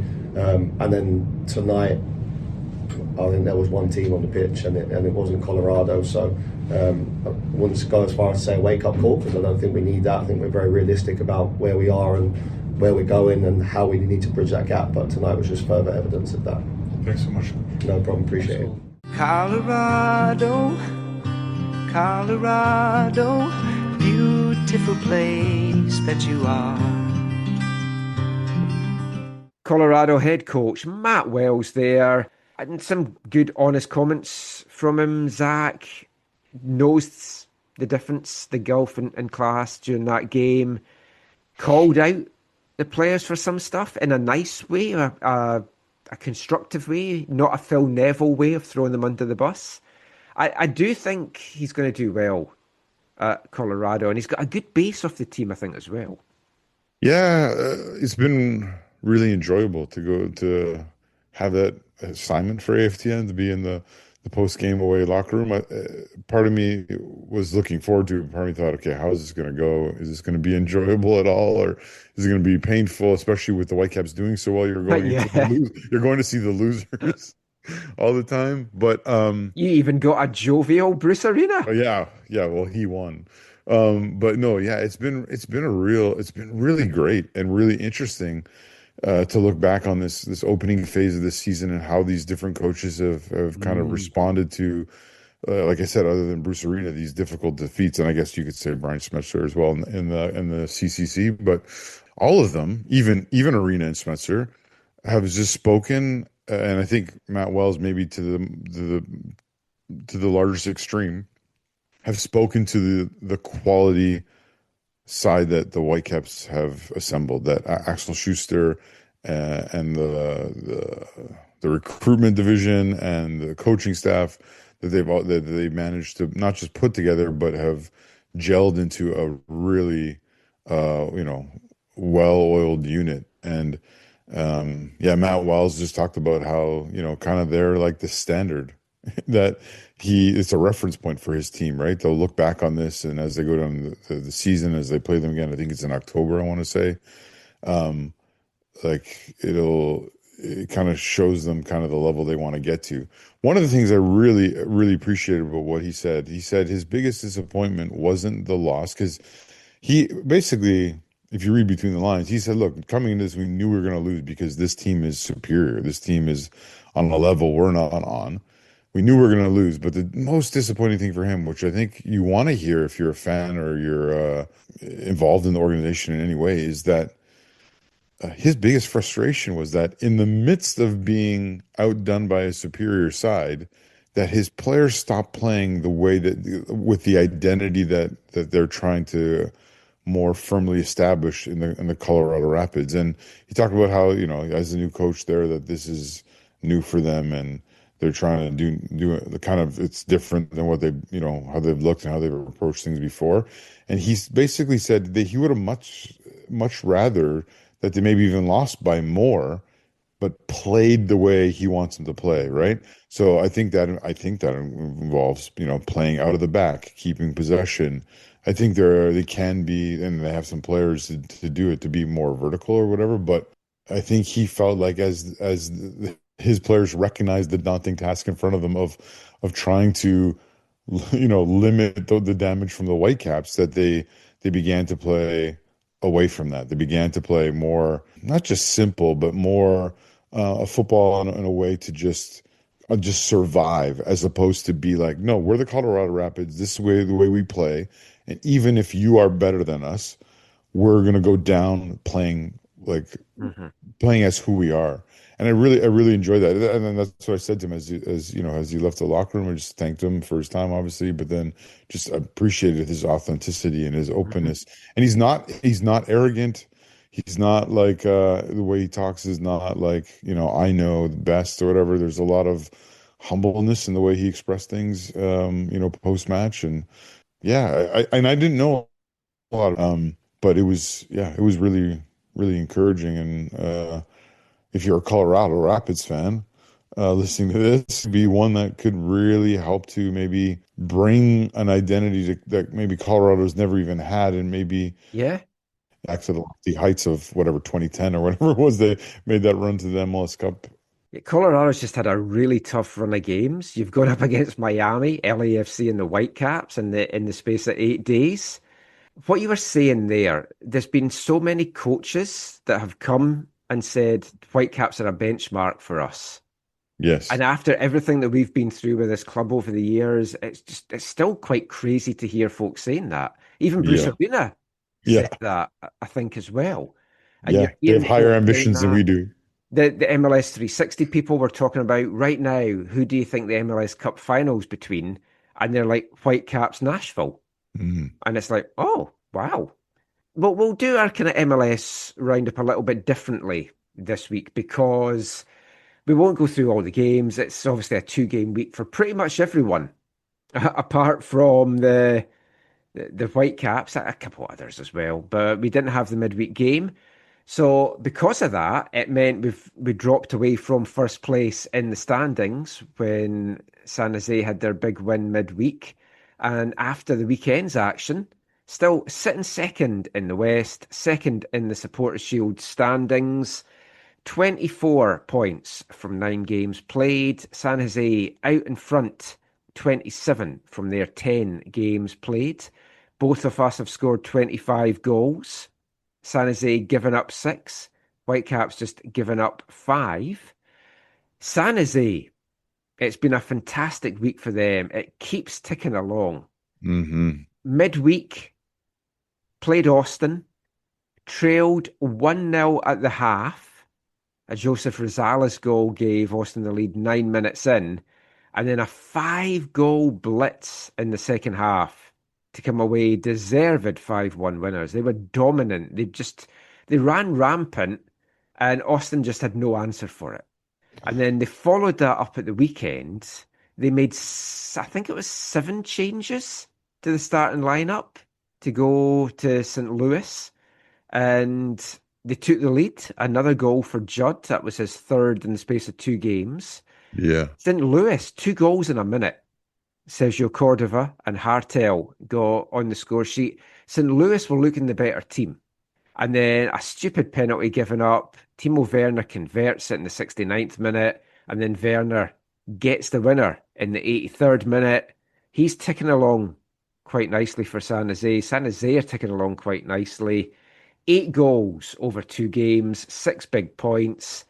They're looking the real deal. Yeah, it's nice to see Werner actually settling, because remember when we talked about when he came here about how unsettling his time was at Chelsea and Tottenham, and now to be in a place where he's going to be an important part of the squad, but he's also not. There's not the same level, obviously, of the pressure is different. Let's just put it that way. But he has so far been excelling, and it's a really, really, really encouraging sign for San Jose, for Bruce Arena, for that whole squad. And yeah, you kind of hope that he'll just he'll be able to keep ticking on for them, and just continue to not just even just score, but also be an important setup man for them, which he has in his arsenal. There's also, I don't know if you've heard this weird stat. Bruce Arena at DC United, LA Galaxy, and New England won the Supporters' Shield in his 2nd season in charge. It's a very interesting stat. It's like it's almost like an Ange Postecoglou. Oh, I always do well in my 2nd season. Yeah, but to the extreme. And I mean, folk might think he's past it. I mean, he's turned the worst defense in MLS, a record worst defense in MLS, around to be excellent, but added the attacking pieces. They're playing exciting football, and I can't wait for that game on May 9th. And I am still toying with potentially going down for it, although I need to get back up here the next day for Canadian Championship action. But what we'll do for our MLS roundup, we'll just look at the teams in or around the Whitecaps and how they've been this week. So that was San Jose. That's what now sees them ahead of the Whitecaps in the standings. LAFC are sitting in 3rd, 4 points behind the Caps, having played a game more. They drew 0-0, as mentioned, with Colorado during the week, and they were 2nd best in that one. Colorado were the best team. An interesting thing from the highlights from that game, they showed the last 3 minutes of the game pretty much in full as the last 3 minutes of the highlights, just so they could get it to 10 minutes. Yeah, it's with awkward. Nothing happening. Very awkward. Yeah, it was definitely odd. But LAFC did bounce back on Saturday.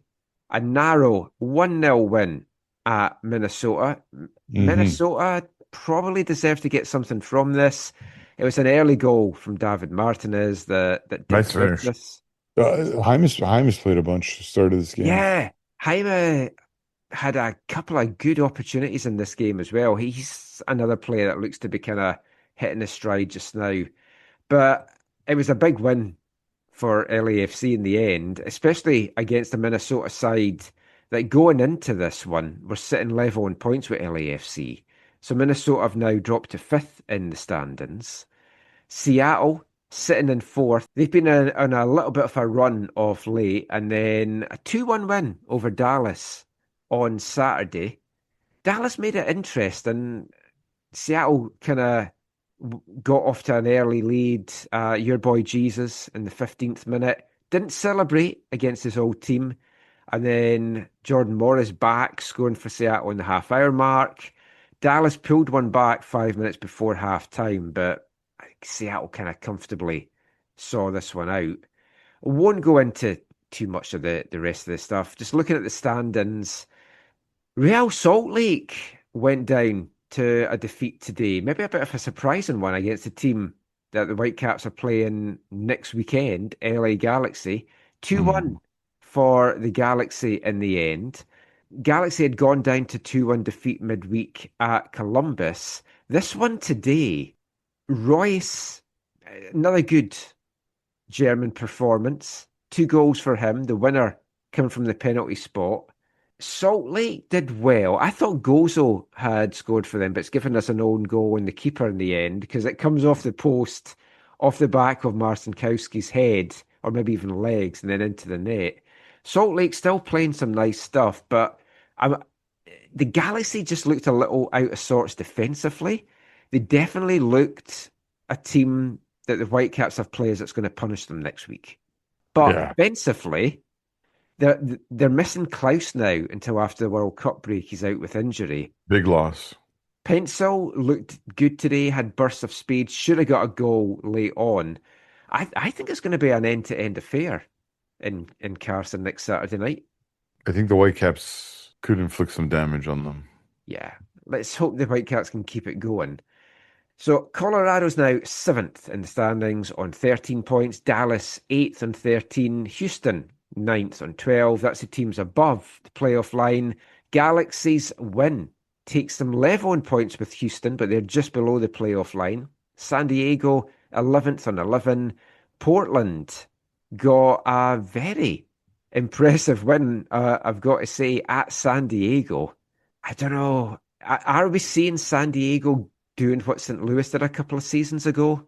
Supporter Shield win and then a horrible sophomore season. They'd riddled with injuries, but something's just not clicking for them. And Chucky's definitely not coming back, even though the fans are chanting for him.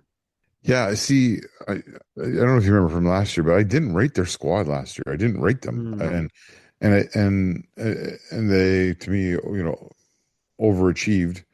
But again, they're dealing with the same thing that I think every expansion team has since at least maybe TFC, is the mothership weaning you off her milk in terms of the extra, gam that you get.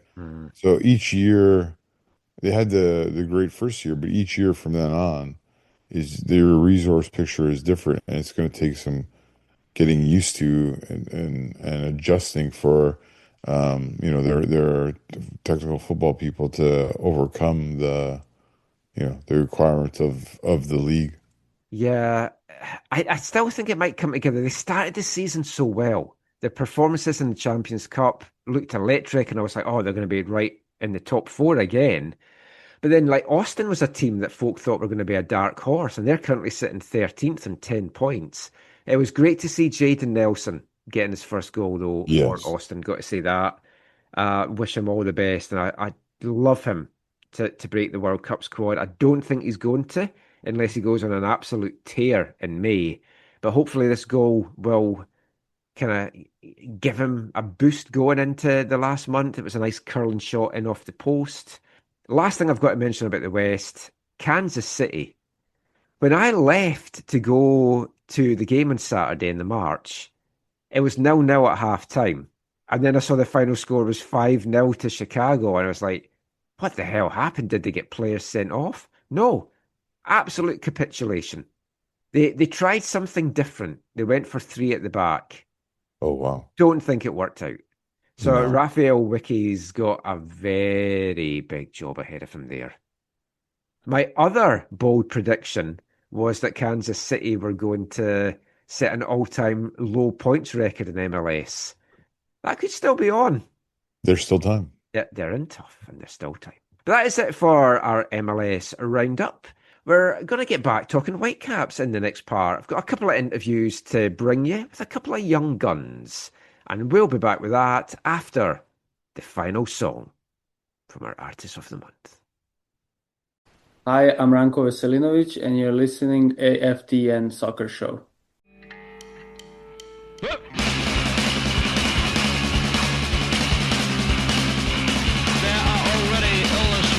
Circulating around.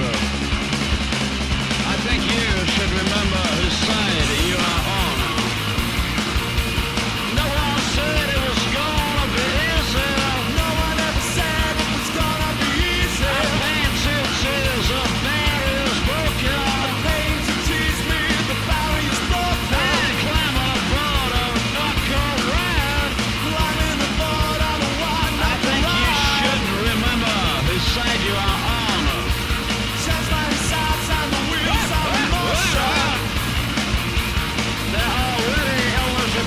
Circulating around. I think you should remember whose side you are on. My heart is set harder and harder. No chance at defeat. It's not in my nature.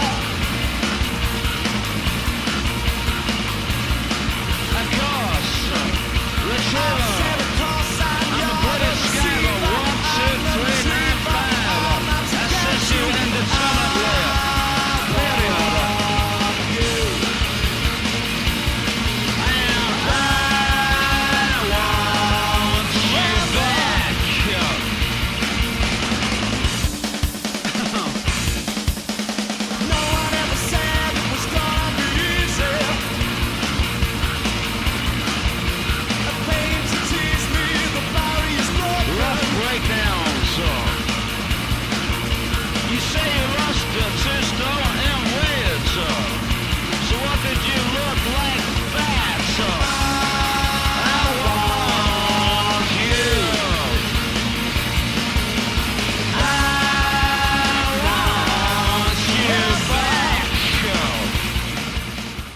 Welcome back to the AFTN Soccer Show on CITR Radio 101.9 FM.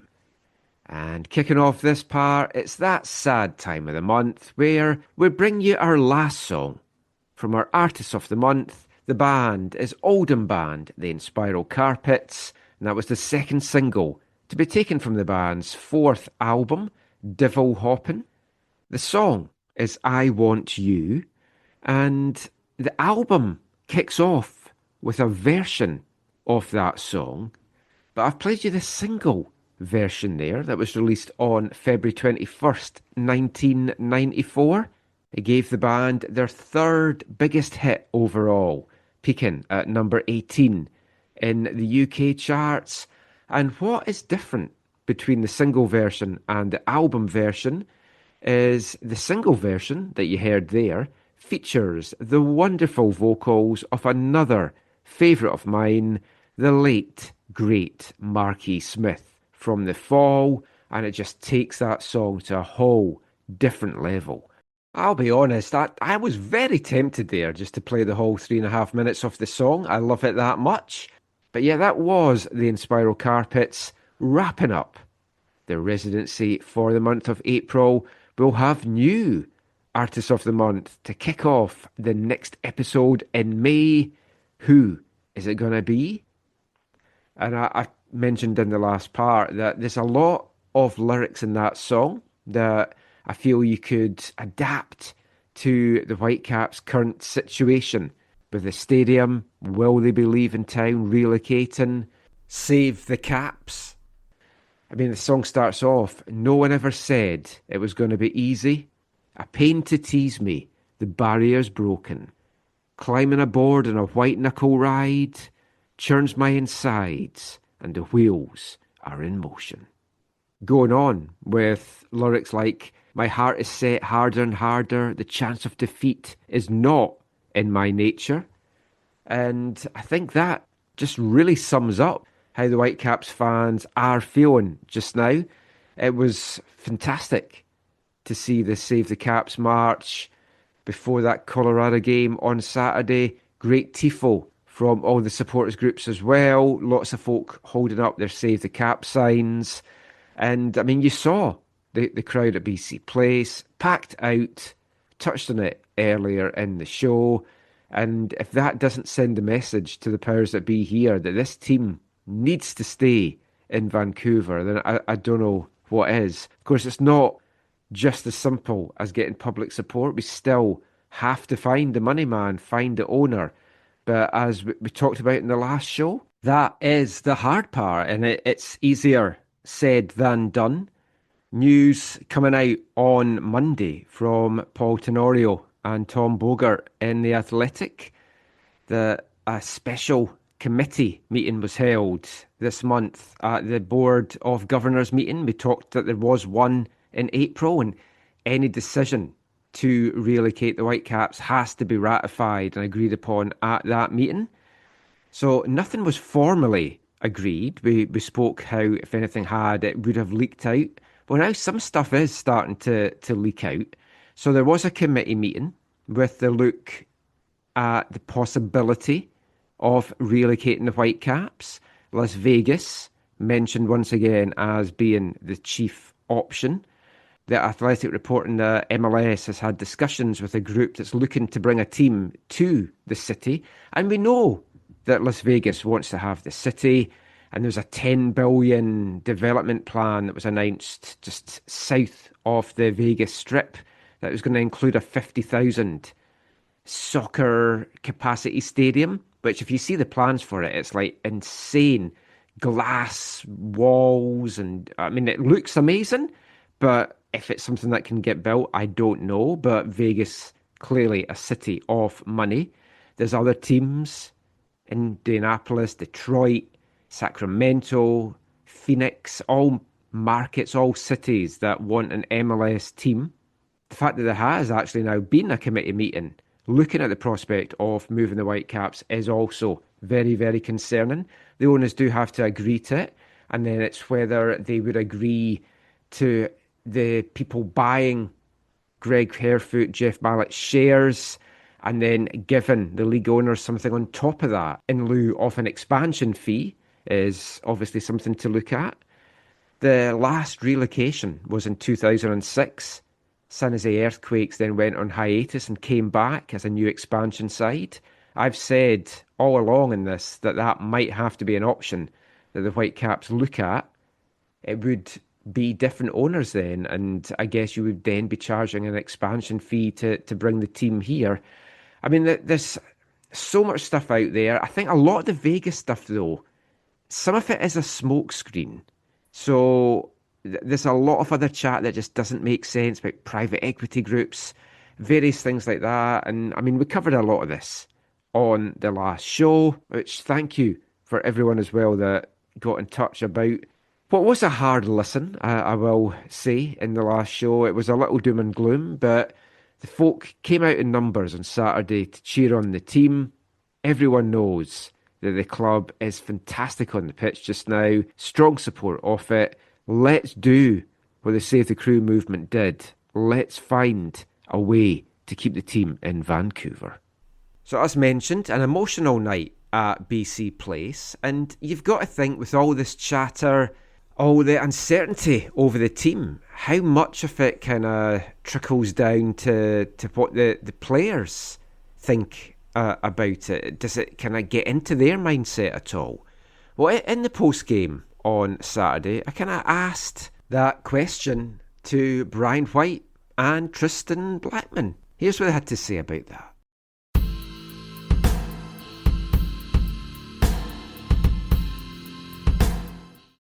As a player, obviously you don't have a lot of power as to what's going to happen to the team in the future. You have seen all the chatter, you see what the fans are doing. There's a huge march today. Is it something the players are talking about? Yeah, I mean, obviously, like you said, we hear what's going on, but at the end of the day, that's not in our control. It's, we love playing in Vancouver. We love the fans, and, but all that stuff is up to powers that are out of our control, so.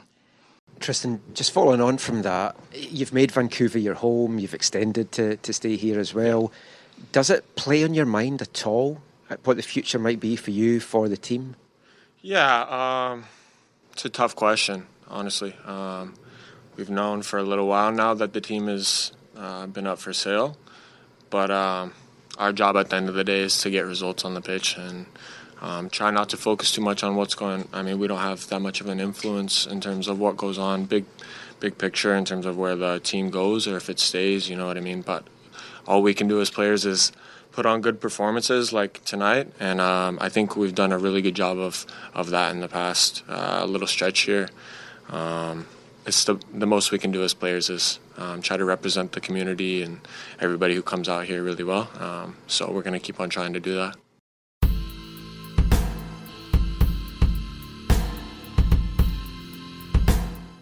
Brian White and Tristan Blackmon there. And I mean, it must be tough for the players, as with everyone, because they just don't know and don't have the guarantees 100% as to what the future is going to hold in store for them, whether it's going to be in Vancouver or having to go somewhere else, which, yes, I get is always something that can happen to players with trades and transfers. But yeah, this is just a whole different thing. And as Tristan said there, just focus in what you're doing on the pitch and see how it all plays out off it. So we're going to continue talking Whitecaps in this part. Going to bring you a couple of interviews that I've done over the past week with a couple of young Whitecaps players. And let's kick it off with the man that made his Whitecaps debut last weekend in the win over Sporting Kansas City. 23-year-old American fullback Nikola Djordjevic, picked up by the Whitecaps in the second round of the 2025 MLS Super Draft, excelled in MLS Next Pro last season with Whitecaps 2. That earned the Austin, Texas native his first MLS first-team deal in December, signing a contract through to the end of 2026, club options for 2027 and 2028. And obviously, the fullback position is a stacked one. We got to see him make his debut last week, as I mentioned, against KC. 10 plus minutes on the pitch altogether. Looking forward to seeing how he develops as the season goes on. So go stick the kettle on, grab your biscuit of choice and enjoy the first of 2 interviews this episode as we kick things off with Nikola Djordjevic.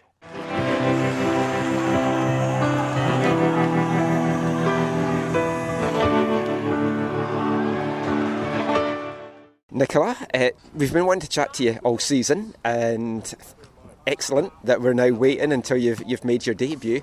What was that moment like for you, finally getting the MLS debut, coming on against Kansas City? I mean, it was amazing. I mean, that's what I've been working for this year.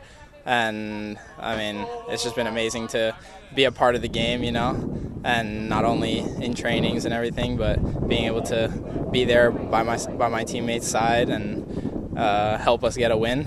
And I'm just looking forward to many more, honestly. I know when it's a late sub and you're coming on, it's hard because you don't know that you're coming on. So it's like you can't have family and friends there watching. Was there any family or friends happen to be at that game? No, unfortunately no one was there, but they were all on the TV watching, and I can still feel that. You know, I know they're watching, and that still helps. So, what was their reaction like? Because obviously parents put a lot of investment into their kids getting through soccer. Like, how did they feel? Wow, it was amazing. I mean, both my parents were extremely happy. My brother and them were all like, they just didn't know what to say, honestly. Like, we were on a call, and we were just sitting there, like, just smiling, because it's been an amazing moment for all of us, and yeah. So you're from Austin. Did you grow up in Austin as well? Yeah. So I was born in Austin, grew up there my whole life until college. So when did you first kind of fall in love with the game then? As early as I can remember, honestly. Soccer was always, me and my brother would play endlessly in the backyard, just me against him, get into so many fights, and that was just our day-to-day, you know, get home, go to the backyard, play soccer. So who was better? Well, it was tight. It was tight. I was the older brother, so I always had a little bit of an edge. But honestly, he pushed me so hard every day. So you went to SMU as well, and at what point did it click? Like, I can have a career in football. That I can actually be a pro footballer. Yeah, I would say sophomore year. My freshman year, I redshirted, didn't play at all. But it was a really good year for me, mentally, growth. When you're not playing as much, you get to focus, and you're away from home, you get to really focus in and dial in on yourself and what you're trying to become. And so that year really shaped me. And then sophomore year, I got my opportunity, and I felt at home on the field. And then as the year went on, I got more confident. And towards the end of the year, I would say I kind of started thinking in my head, I was like, I can do this, like I feel like I'm one of the better players out there consistently, and I feel like I have the level to play. So going back to draft day, 2024, now obviously the draft's all different now, and it used to be in person. It's all, I feel it takes away a little bit, but for anyone that's drafted, what was that occasion like for you? Do you still get goosebumps thinking about when you got the call and you got told you're going to the Whitecaps? Yeah, for sure. I was definitely not certain I was getting drafted. It was not like we had been informed before or anything, so it was a very I didn't really know what was going to happen that day. And I was actually in Serbia with my grandparents and my family out there, and the connection wasn't very great, so we were trying to reload the page, and then I just remember getting so many messages from all my friends and family saying congrats, and I was like, oh, I got drafted. And then a minute later it finally loaded, and I saw it was Vancouver, and I was like, wow, this is amazing. Got a call from Quinn and the people at Whitecaps, and I was like, at that point it was just amazing. That was honestly another amazing moment that I'll remember forever. Did you have any inkling that the Whitecaps were interested in you? Honestly, no. I had no inkling that from anyone, from any team, and I believe that I had the level, and I believe that someone would see that, and I was just glad that the Whitecaps were the ones who saw it. Last year, great season in WFC2. It was a really good performance from the whole team all round last year. We've seen some call-ups already. Nelson got the contract last year. There's been other call-ups to the first team. You got the contract this year. When did those discussions kind of start for you? When did you know you were going to get the first team deal? Definitely towards the end of the year. There was a spell towards the end of the year where I finally got consistent practice with the first team. It was about 2-3 weeks in a row, and I felt like, when you first start training with the first team, it's a different level than the second team. There's a different level of play, there's different expectations, and so playing one day with them and then not playing again for a week or two, you kind of don't really get in the rhythm. But I finally got that chance to play 2-3 weeks in a row with the first team, and I felt like I was, like I said, again, felt like I would belong there. And I think they saw that as well, and that's kind of where it started. Last two things. Making the move from youth to college is obviously a jump, and then college to MLS next pro is another jump. How have you found the level now going up to MLS level? That game against KC, did it feel a different level on the pitch? Compared to the second team games, for sure. But I think the level of our team and the level of our practices has more than prepared me for the game. So specifically that game, I felt comfortable and I felt excited to be on there. And honestly, it went by super quick. I was wanting for it to go longer. But yeah, I feel like the training and the stuff we do here has prepared me, and definitely wasn't that big of a jump as a first time, but compared to the games last year and college and like you said, youth, there's a huge level jump in each one. But having months of training with this team, who is everyone's very good and pushing each other, has definitely helped. Austin boy, Texas boy, how have you found life in Vancouver? I think it's amazing, honestly. I really love it, being very European style family and person. I really like the walkability and the layout of the city, and There's a lot of things to do, and honestly, when I first got here, the winter-ish months were rough. We're rough, honestly. The first when I got here, like that first February, March, I was like, whoa, like this is gonna take getting used to. But honestly, like the summer months and the spring is worth it. So yeah, it is days like this. Yeah, exactly.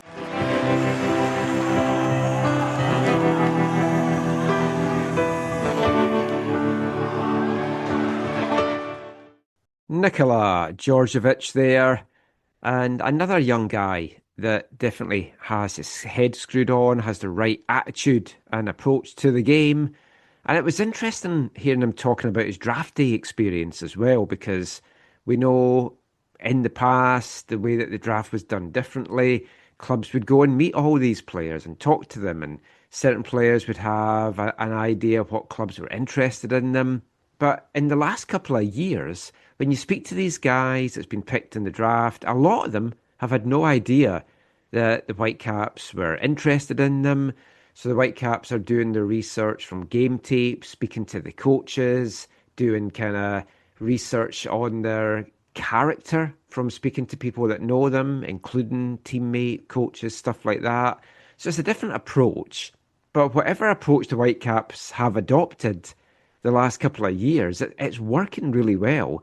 And their draft picks are proven to be successful.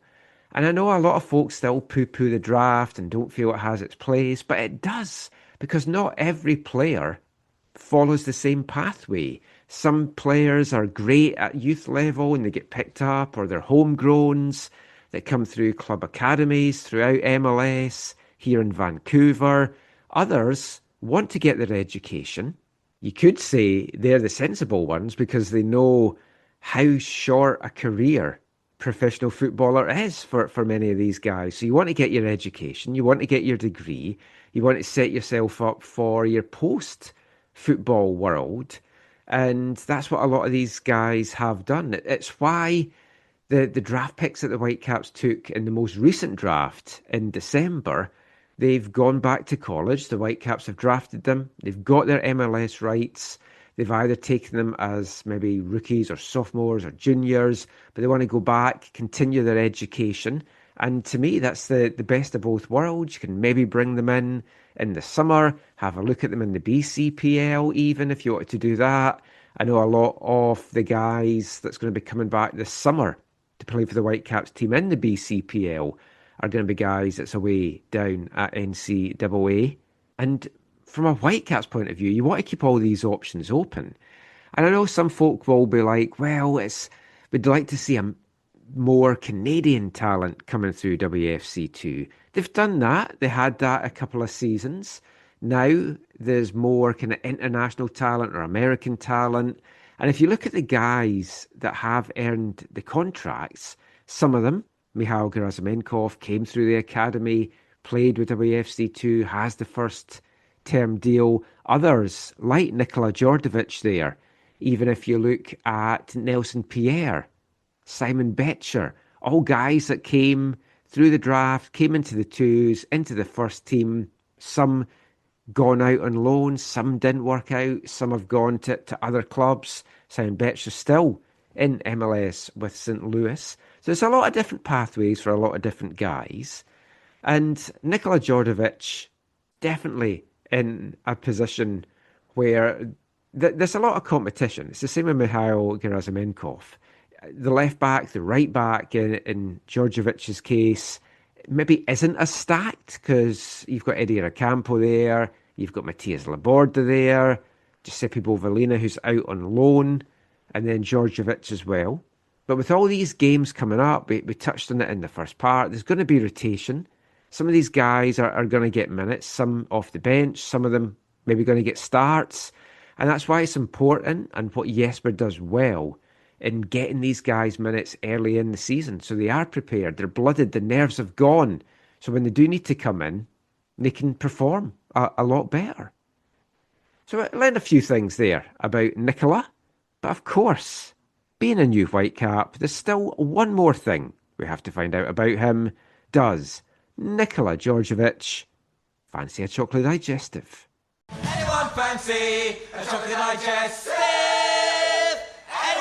fancy a chocolate digestive? Anyone fancy a chocolate digestive, even though it sounds suggestive? Anyone fancy a chocolate digestive?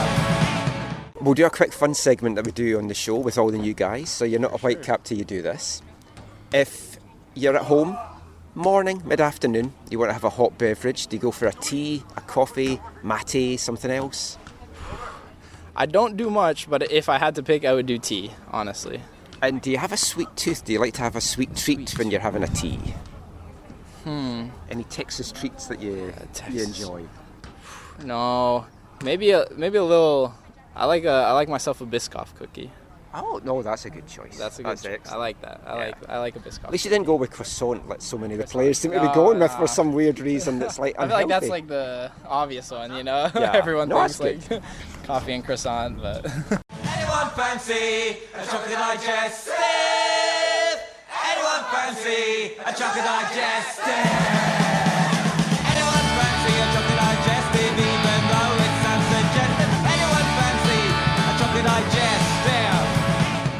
No chocolate digestive for the boy from Austin, but does enjoy a Biscoff cookie. And come on, I mean, who doesn't?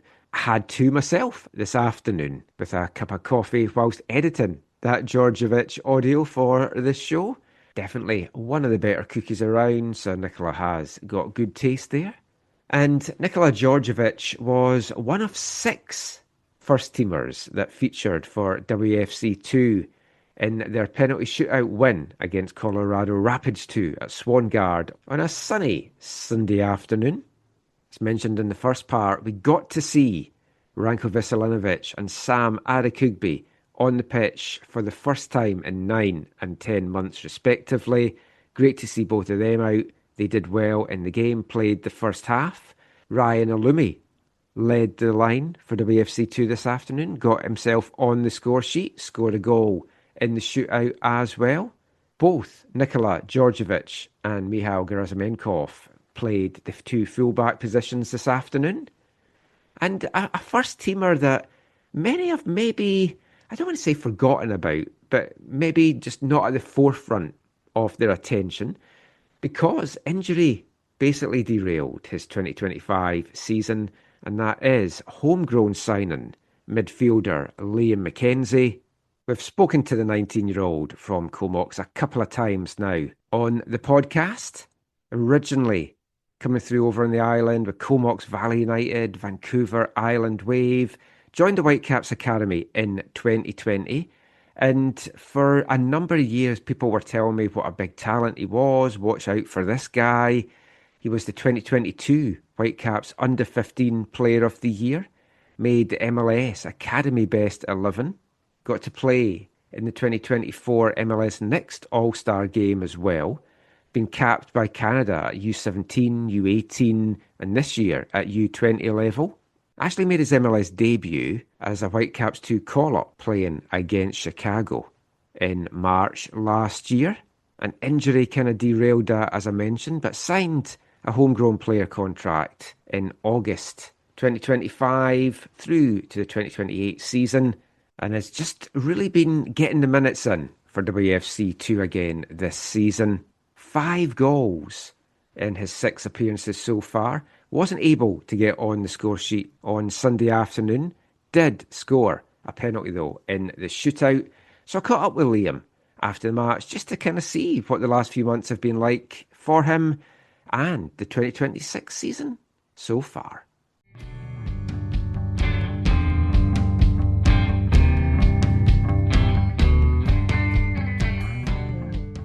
Liam, just want to have a little catch up with you. It's been a little time since we spoke. Good start to the season with WFC2, 5 goals so far this year. How do you feel this year's gone for you?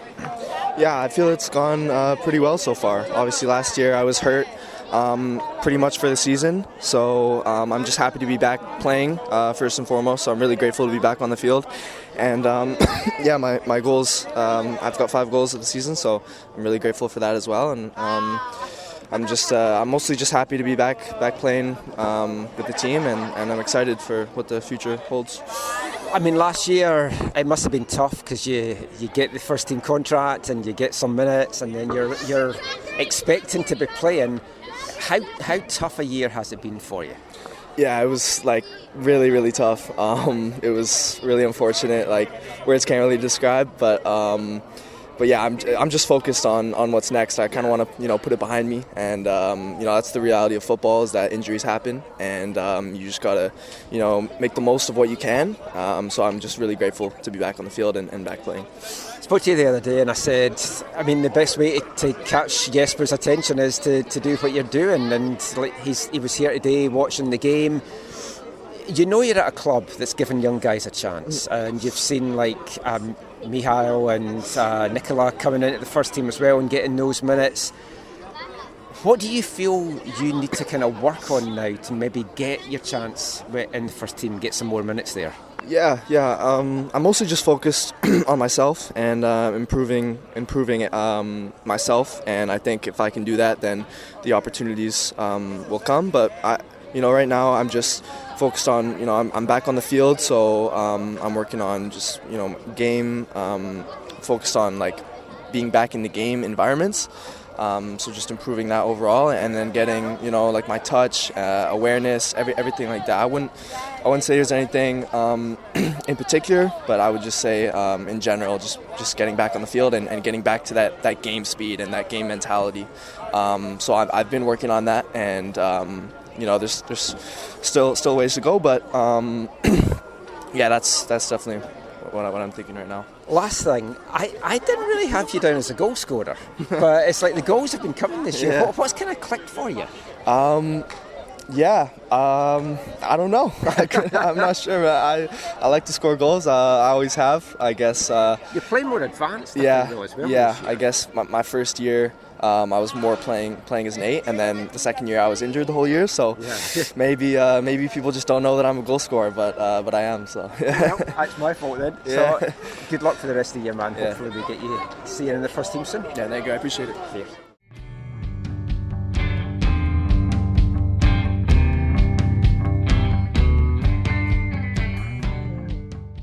Whitecaps midfielder Liam McKenzie there, and looking forward to seeing him getting another chance with the first team, get some minutes. Maybe it will come this May. Definitely scope for him to kind of rotate into that team with the 5 games that are coming up. And he has impressed this year in MLS Next Pro, leading the scoring for the Whitecaps, second in the league as well, one behind the leading scorer with his 5 goals. And he's been playing a more advanced role. Just had the 1 goal in 2024 for the Twos, 1 in 2025. And he's kind of looking good playing in that 10 role. Can play the 8, can also play the 6 as well. So hopefully he'll be one of the young guys that we'll kind of see rotate in, get some minutes over the next few weeks. It was a good performance by the Twos against Colorado. Entertaining game, decent crowd out for it.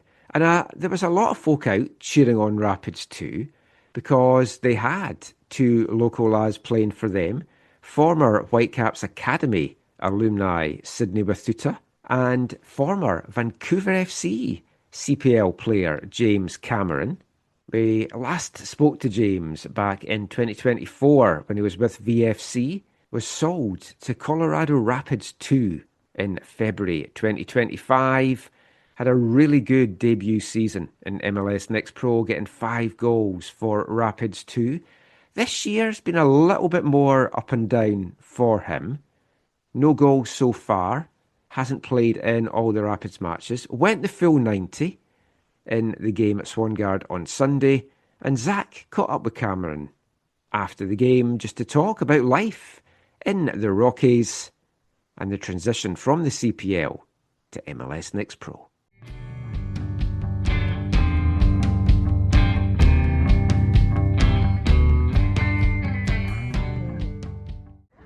James, how you doing? Good to be back in Vancouver. Yeah, it's good. It's exciting. It's always a great opportunity to play in front of friends and family. So it's good. Lots of friends and family. They were boisterous. It was like a Cameron Bomer battle in the stands. Yeah, that's what it looked like. But yeah, it's always extra motivation. It's hard to be tired for games like this. You're year 2 with Colorado Rapids 2. Like, how's it going for you? How do you feel about where things are at and the progression you're on? Obviously, last year the end of the season ended really well, and you were really a part of things. You were getting forward, being played further forward, making goal contributions, all that kind of stuff. How are things going this year in general, and just overall in your experience? Of course. I mean, right now it's a bit of a slow start for us, in terms of where we're sitting in the table, but that doesn't worry us. Today it seems again like we strung together another strong performance. We're unlucky to not walk away with 3 or at least 2 points, so we're back to the drawing board looking for things to improve. You can't be too upset. I think we'd be more upset if we were getting, dominated and losing. There's still hope. There's still some light in our team. It's just been a bit of a slow start so far. And then for you personally, how do you see your development as a footballer, the kind of the journey you're on, the path you're on? How do you feel about that? How do you encouraged? You happy? You excited? Yeah, it's certainly a different game. It's certainly a different environment. I think the professionalism is probably a touch up from the CPL. And of course, you're playing with a different profile player. You have less, older players that are kind of on the come down of the career, and you got younger guys that are looking to come up in their careers. So it's a different environment. It's a different mentality, and it's certainly a different environment. On the field, how comparable is it? You touched a number of different things off the field there, but on the field, what's the level like for you in the comparison to your experience in the CPL and now your experience in MLS Next Pro? I think the difficulty is relatively similar. I think it's slightly less physical, slightly more technical and tactical. But the trade-off in the end of the day makes the level seem pretty comparable. So it's been a fairly smooth transition. And then I guess last one, James, for you, when you get to the end of 2026, aside from the team stuff, aside from achieving things as a team, what would be a successful 2026 for James Cameron? Well, I think ultimately the end goal is to look to sign a first team contract at the end of the season, and that's the main goal of that. And before that, the goal is to win as many games as possible, to improve as much as possible, and to string together as many good games as possible. Cool. Thank you so much, James. For sure.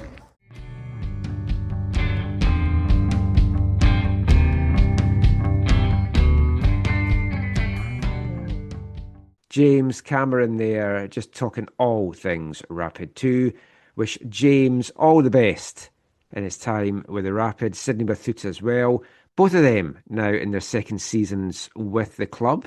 And it does kind of tend to be that clubs look at these players for 2 years and then either give them that first team deal or they kind of cut ties with them. So big year coming up for both Bathuta and Cameron, and we wish them both all the very best. But that is it for Whitecaps chat. We will turn our attention to the Canadian Premier League in the next part after we bring you track 19 from New Musical Express's iconic C86 cassette. Hi, I'm Nikola Georgievich, and you're listening to the AFTN Soccer Show.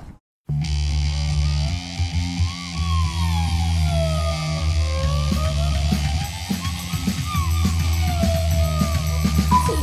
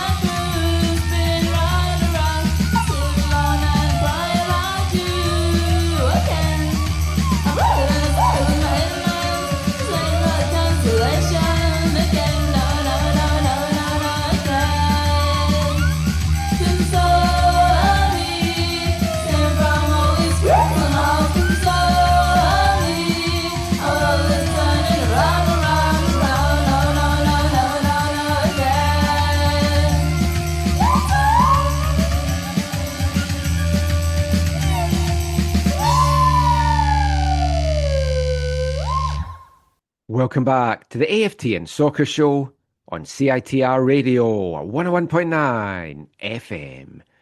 And kicking off this part, we've got a fuzzbox and we're going to use it.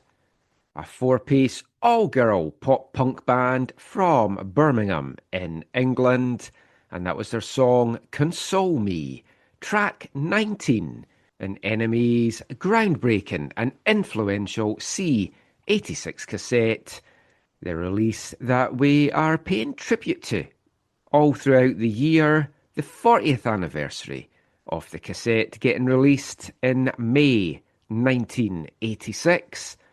And of all the bands on it, we've got a fuzzbox and we're going to use it. Arguably had the biggest success from the 22 bands on the original cassette. And it was a very interesting career that they had as well. They later changed their name, just shortened it to Fuzzbox. And they went from being a punk band with their music mostly akin to what you heard there in Console Me, transferring into basically a girl pop band. They released 2 albums, and each one basically covers the different part of their career. In 1986, their debut came out, Boston, Steve Austin. Boston being a well-known Brummy word, really, for something being fantastic. Ooh, that's Boston, that is. And that album, highly recommend that. If you want to jump into the band, that is the one I would recommend getting into. It's got their debut EP, Rules and Regulations. But then in 1989, they'd kind of reinvented themselves a little bit. They became more, as I say, like a kind of girl pop group, really. Still with a bit of a punk edge. They had a big string of successful singles in the UK, International Rescue, Pink Sunshine, and their album Big Bang went number 5 in the UK album charts. They got a lot of publicity at the time and still are referred to really as the most successful all-girl band that plays their instruments in terms of hits and recognition. They were constantly in the music press at the same time as being in kind of the teenage magazines as well. They were in a lot of the kids' TV shows, whilst being on other big music shows in the UK, like the Old Grey Whistle Test, hits on Top of the Pops as well. And the band reformed in 2010, and they're still going strong today. Just 2 of the original members in it, with one of the original members sadly passing away from cancer back in 2012. But I really like their early stuff, the song that you heard there, their whole debut album. We've got a fuzzbox and we're going to use it. Check them out. And we'll be back with track 20 from the C86 cassette in the next episode of the show. Just 3 more songs to go from the original release, and then we'll be playing you some music from that kind of time period, bands that are classed as C86 bands but that went on the cassette, a couple of other songs from some of the bands that were on the cassette. So hopefully you're enjoying it, because we've still got a lot more to bring you over the course of the year. But we'll get back to the football chat now, and we'll round off this episode having a quick look around the Canadian Premier League action this past weekend. Another 4 games played, and the action kicked off on Friday night as Supra beat Vanni Sartini's Halifax Wanderers 2-1 in Montreal. The first home win for the new kids on the block, coming from behind to do it as well. Halifax actually took the lead in this one, 12 minutes in. Isaiah Johnston from the penalty spot after a handball in the box. 26 minutes gone, Matisse Chrétien saw his shot deflected in after a header from a corner came to him. Vanni afterwards described it as a stupid goal to give up, but it was Supra's first goal at home in their second home match for the new club. And then after that, it was mostly Supra. And I think they got what I would feel is the deserved winner in the 77th minute. Safwani Mia headed home a pinpoint Sean Ray across, and it gave the first victory to the Quebec side. Interesting thing to note in this one, both coaches later on in the game used an FVS, Football Video Support Challenge, and both of them, when you see it, it's like it was decisions that were never going to be overturned. And it did kind of feel that it was a way for the coaches to get a timeout, to regroup, get their players together. In Vanny's case for Halifax, it was in the dying throes of stoppage time in the second half. They were pushing for the equaliser, so it gave him a chance to kind of sort out what they were going to do from a free kick that they had got. And it is a way to manipulate the system. And it is something that people were worried about, that coaches would use it for that. And it hasn't taken long, really, for coaches to kind of find those loopholes. Late in the game, if your FVS review is not upheld, you lose your challenge, but that doesn't matter. You've got 2 in the game anyway. So there's no punishment to the coaches. So unless they find a way that if it's deemed to be a frivolous, wasted challenge, that they can kind of do something about that, I don't really see how you are going to get around that down the line.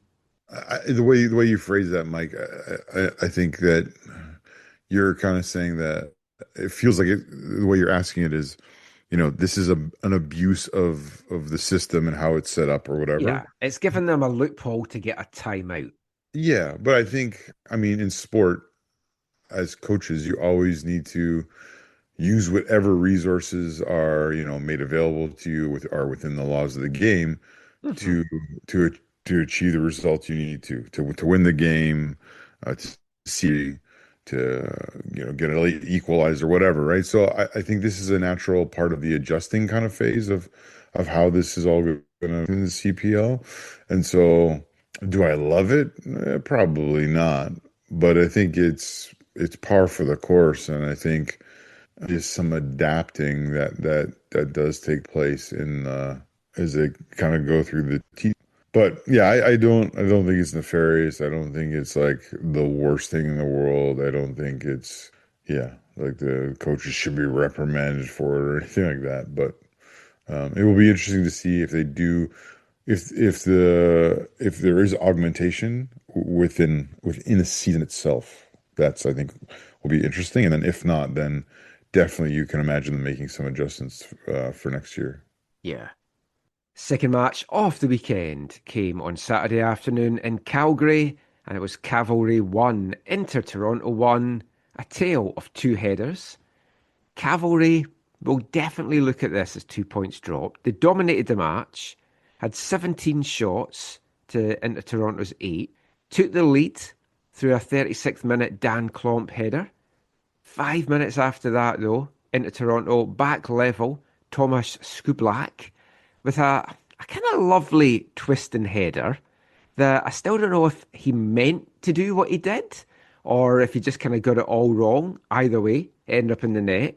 And Cavalry, were the better team, just couldn't find the second goal to get the 3 points. They're definitely going to look at this. They've dropped a couple of points here.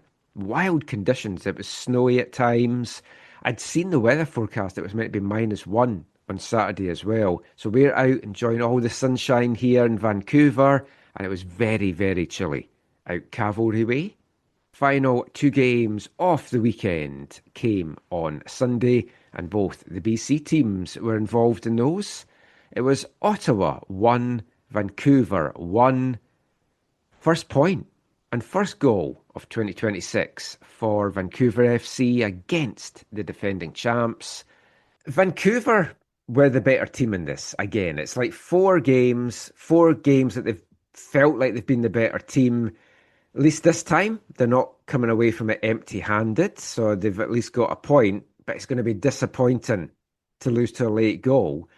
Most of the action, really, we're looking at in the second half. It wasn't a lot to write home about in the first half. On the hour mark, Balou Tabla goes down in the box. He's initially booked for simulation. Enjoyed that. You see the replay and it's like, oh, he's been caught. I mean, it's clearly a penalty. Campagna catches him. So there's the FVS video review, it's given us a penalty, and no complaints about it.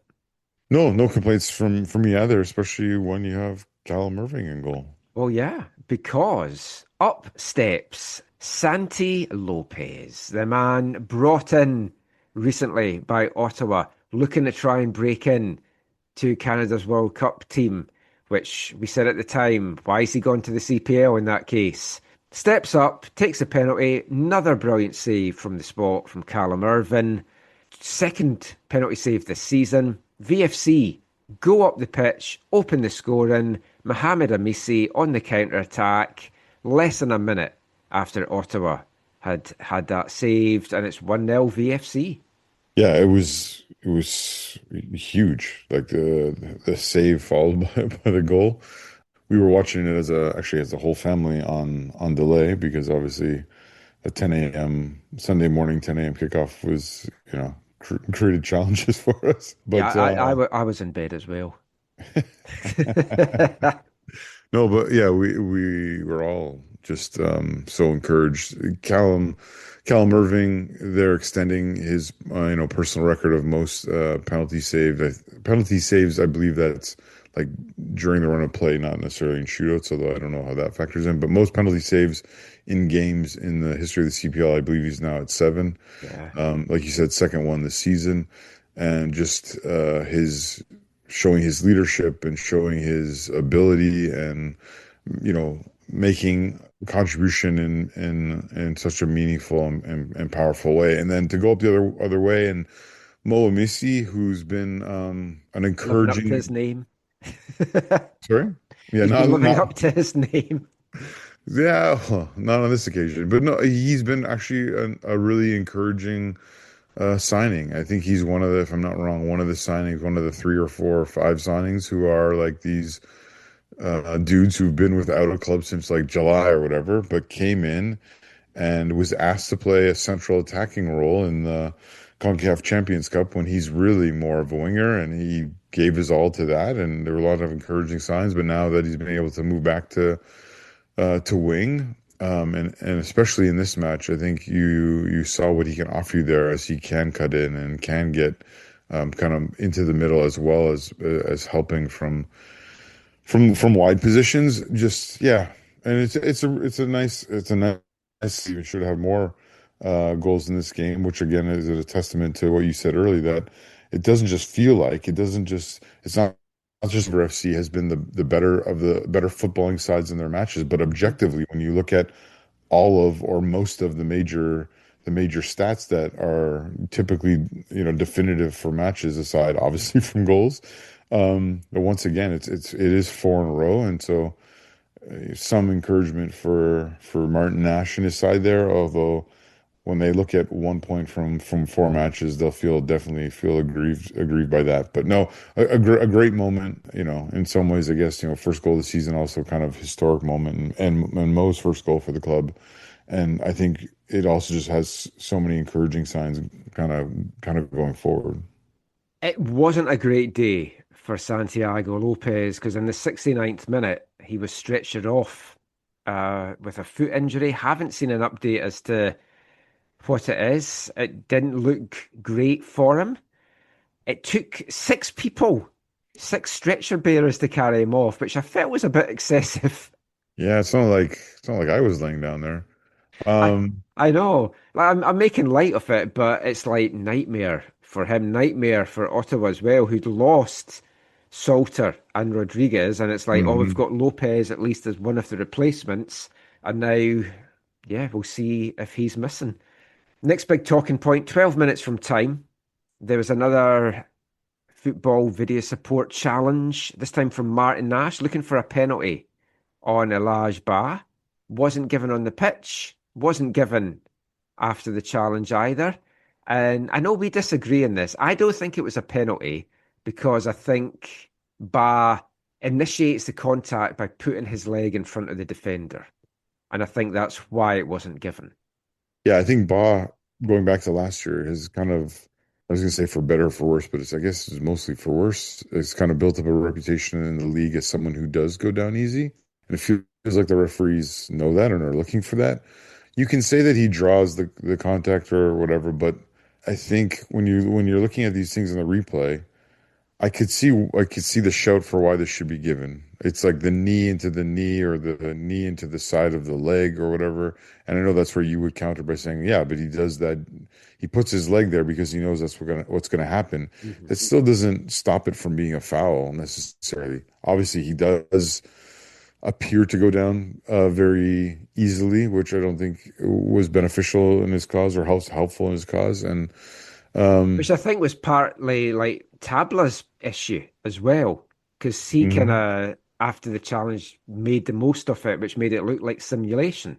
yeah, that's true. I think, not to jump ahead again, but I think that this one not being given, I think is in some ways maybe balanced by the next decision that's not given, where Well, again, yeah, I mean, let's get to that one, because then Atletico want a penalty for a challenge that Fotzing makes in the box. I can't remember who it was on.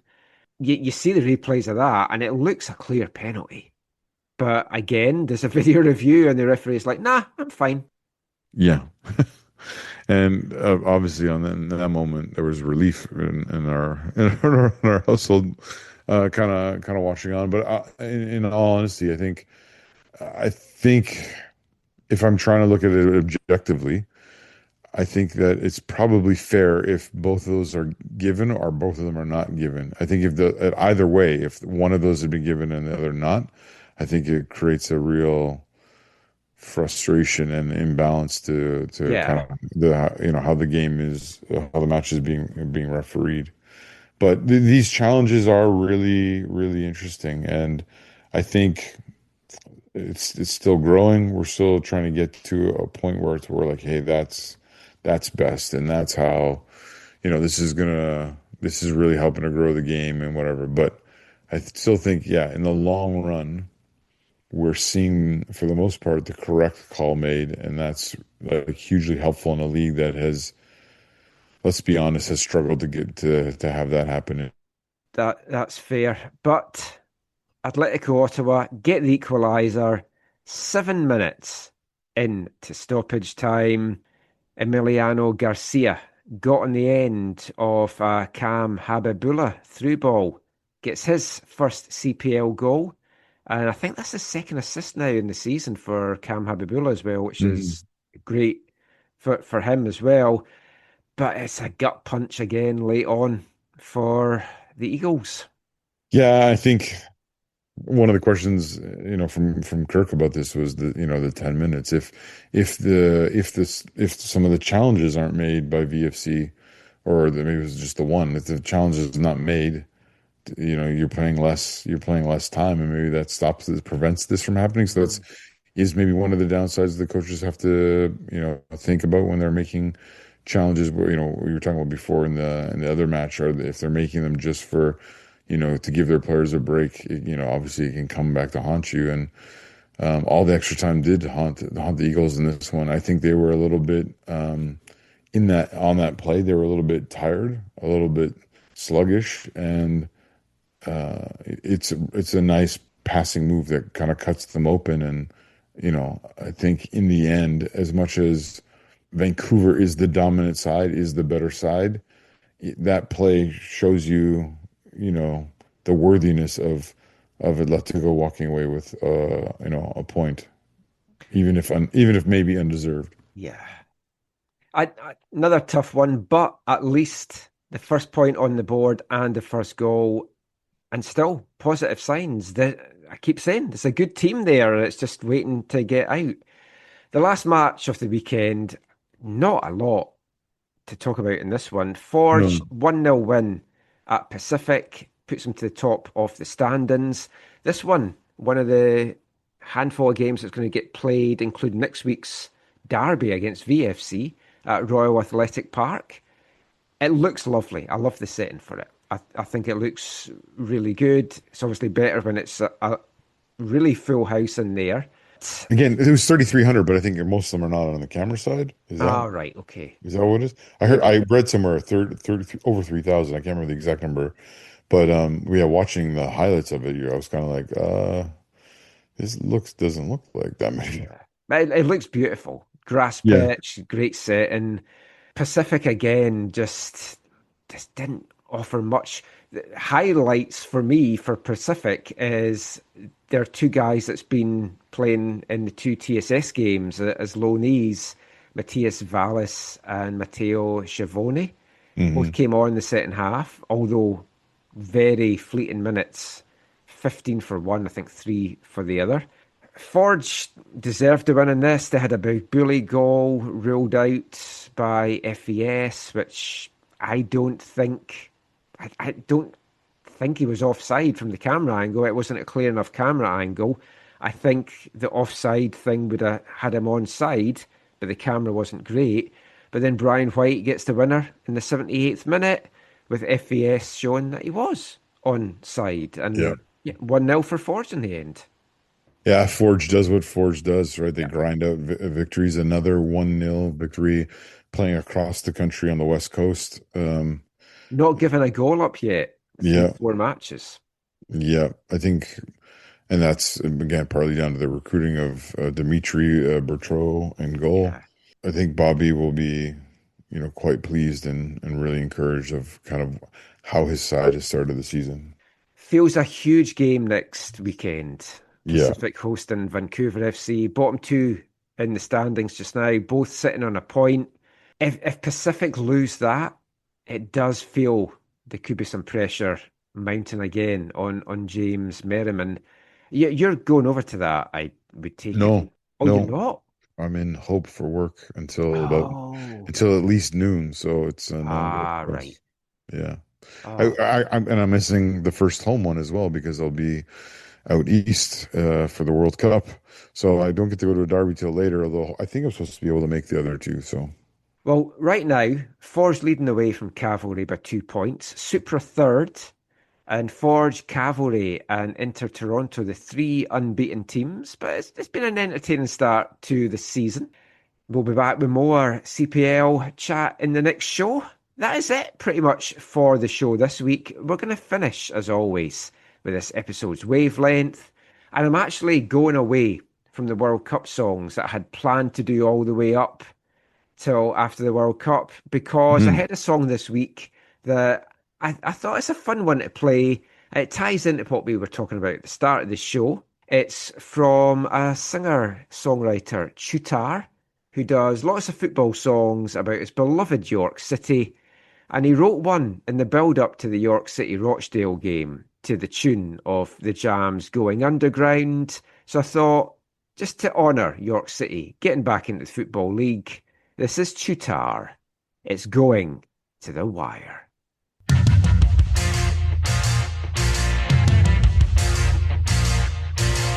Some people might say that supporting York is hard, but it's all good cause we've got Stu Maynard. People might think that we're just a little club, but I'm so happy because something's happening with York City. 1 more point and we're back in the league. And we're pretty nervous but we're so glad, cause it isn't long since we were really bad. So we're off to Spotland to land top spot, and if the York fans get what the York fans want, we'll be back in the league by 3 o'clock. It's going to the wire, going to the wire. Pistons don't score goals and Banks is the supplier. Going to the wire, going to the wire. So let the York fans sing that we're back in the league by tomorrow. Some people would say that it is a disgrace that us and Rochdale are battling for one place. 3 up's clearly the way that it should be. Here's to them winning at Wembley. What you see is what you get.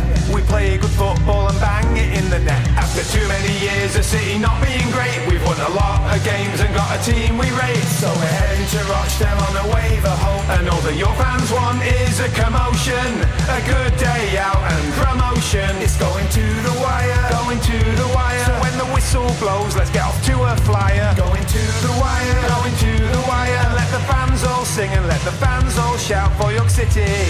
La la la la la. La la la la la. The way that we're playing makes my head explode. We're winning games at home and having fun on the road. Got so much love for this City team. Makes these fans shout, makes these fans scream. It's going to the wire. It's going to the wire. It's going to the wire. Now then, can we get this goal? Batsy, in again. Cross. Kitchen puts it back. Finger will go. Yes! He does! Malachi with the goal! City have done it! Right in the dead! The late show! I cannot believe it! This show City's time never, ever stop! Being back in the league, well, it'd be a dream to make these fans shout, make these fans scream. It's going to the wire, going to the wire. So if you bagged a ticket, sing loud, inspire. Going to the wire, going to the wire. Let's impose a white rose in Lancashire. It's going to the wire, going to the wire. 'Cause if we play our way, we'll end a division higher. It's going to the wire, going to the wire. So let the fans all sing and let the fans all shout for York City. Shooter is going to the wire, a song for York City. Well done to them, getting back to the Football League. That is it now for the show. Before we go though, Zach, whilst you're just about keeping your eyes open, any final thoughts from you? Yeah, thanks to everyone for who listens to the show, all the people we encounter in person and online, and who send messages. Again, really appreciate the support and the encouraging words and the nice things people say, as well as the constructive criticism that's passed on. I would say to Whitecaps fans, even though there won't be home football for a long time, don't give up on the Save the Caps movement. Continue to be involved and go to the website and see what you can do and how you If can. anything, this is the most important time. Yeah. So keep going at that. There's going to be these away viewing parties, obviously, for the away matches. Go to those and, again, make yourself heard and known and seen and in respectable ways and all that kind of stuff. But then, yeah, as you would usually say too, Michael, there is a bunch of other local football you can get out to see in the meantime. Whether it's yes, obviously there's the CPL happening and out at Willoughby Community Park, but there's also the Premier League of British Columbia. Is it that how you? BCPL, yeah. Yeah. Okay. Yeah. The BC Premier League, which people can get out and go take advantage of. I don't know the Whitecaps 2 schedule. Obviously, yeah, I just pulled that up just now. So they're away for the next 2 weeks, but then they've got 2 home games on May 17th and May 24th.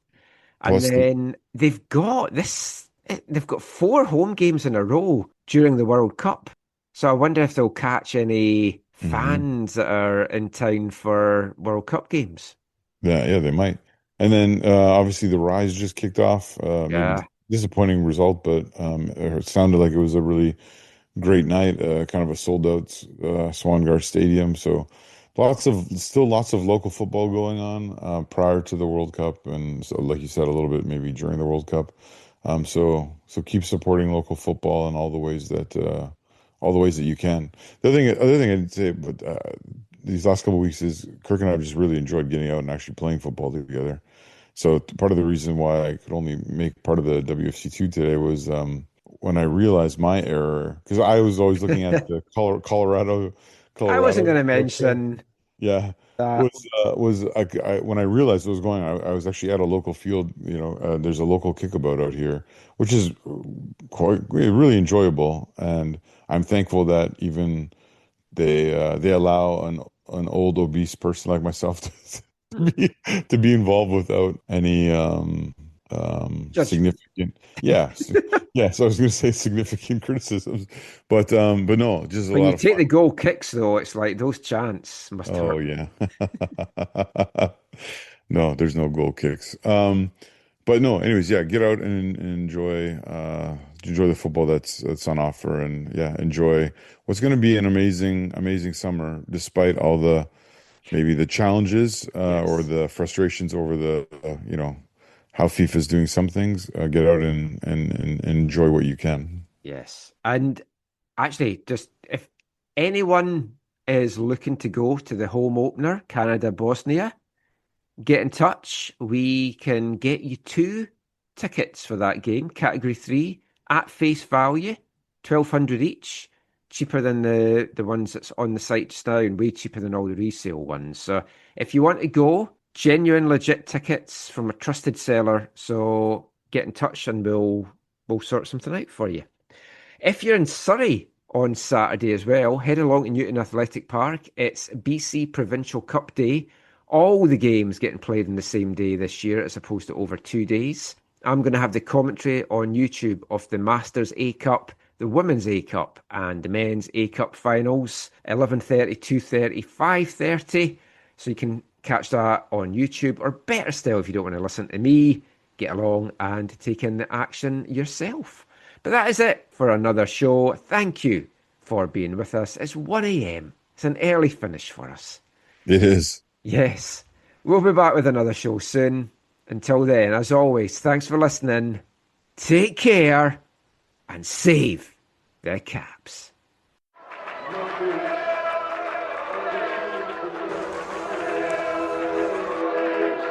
Going to your first match is an experience you never forget. The atmosphere of what's going on around the pitch looks beautiful, and you always look and go, wow, I'd love to play here one day. If you get the bug, it's going to stay with you for life.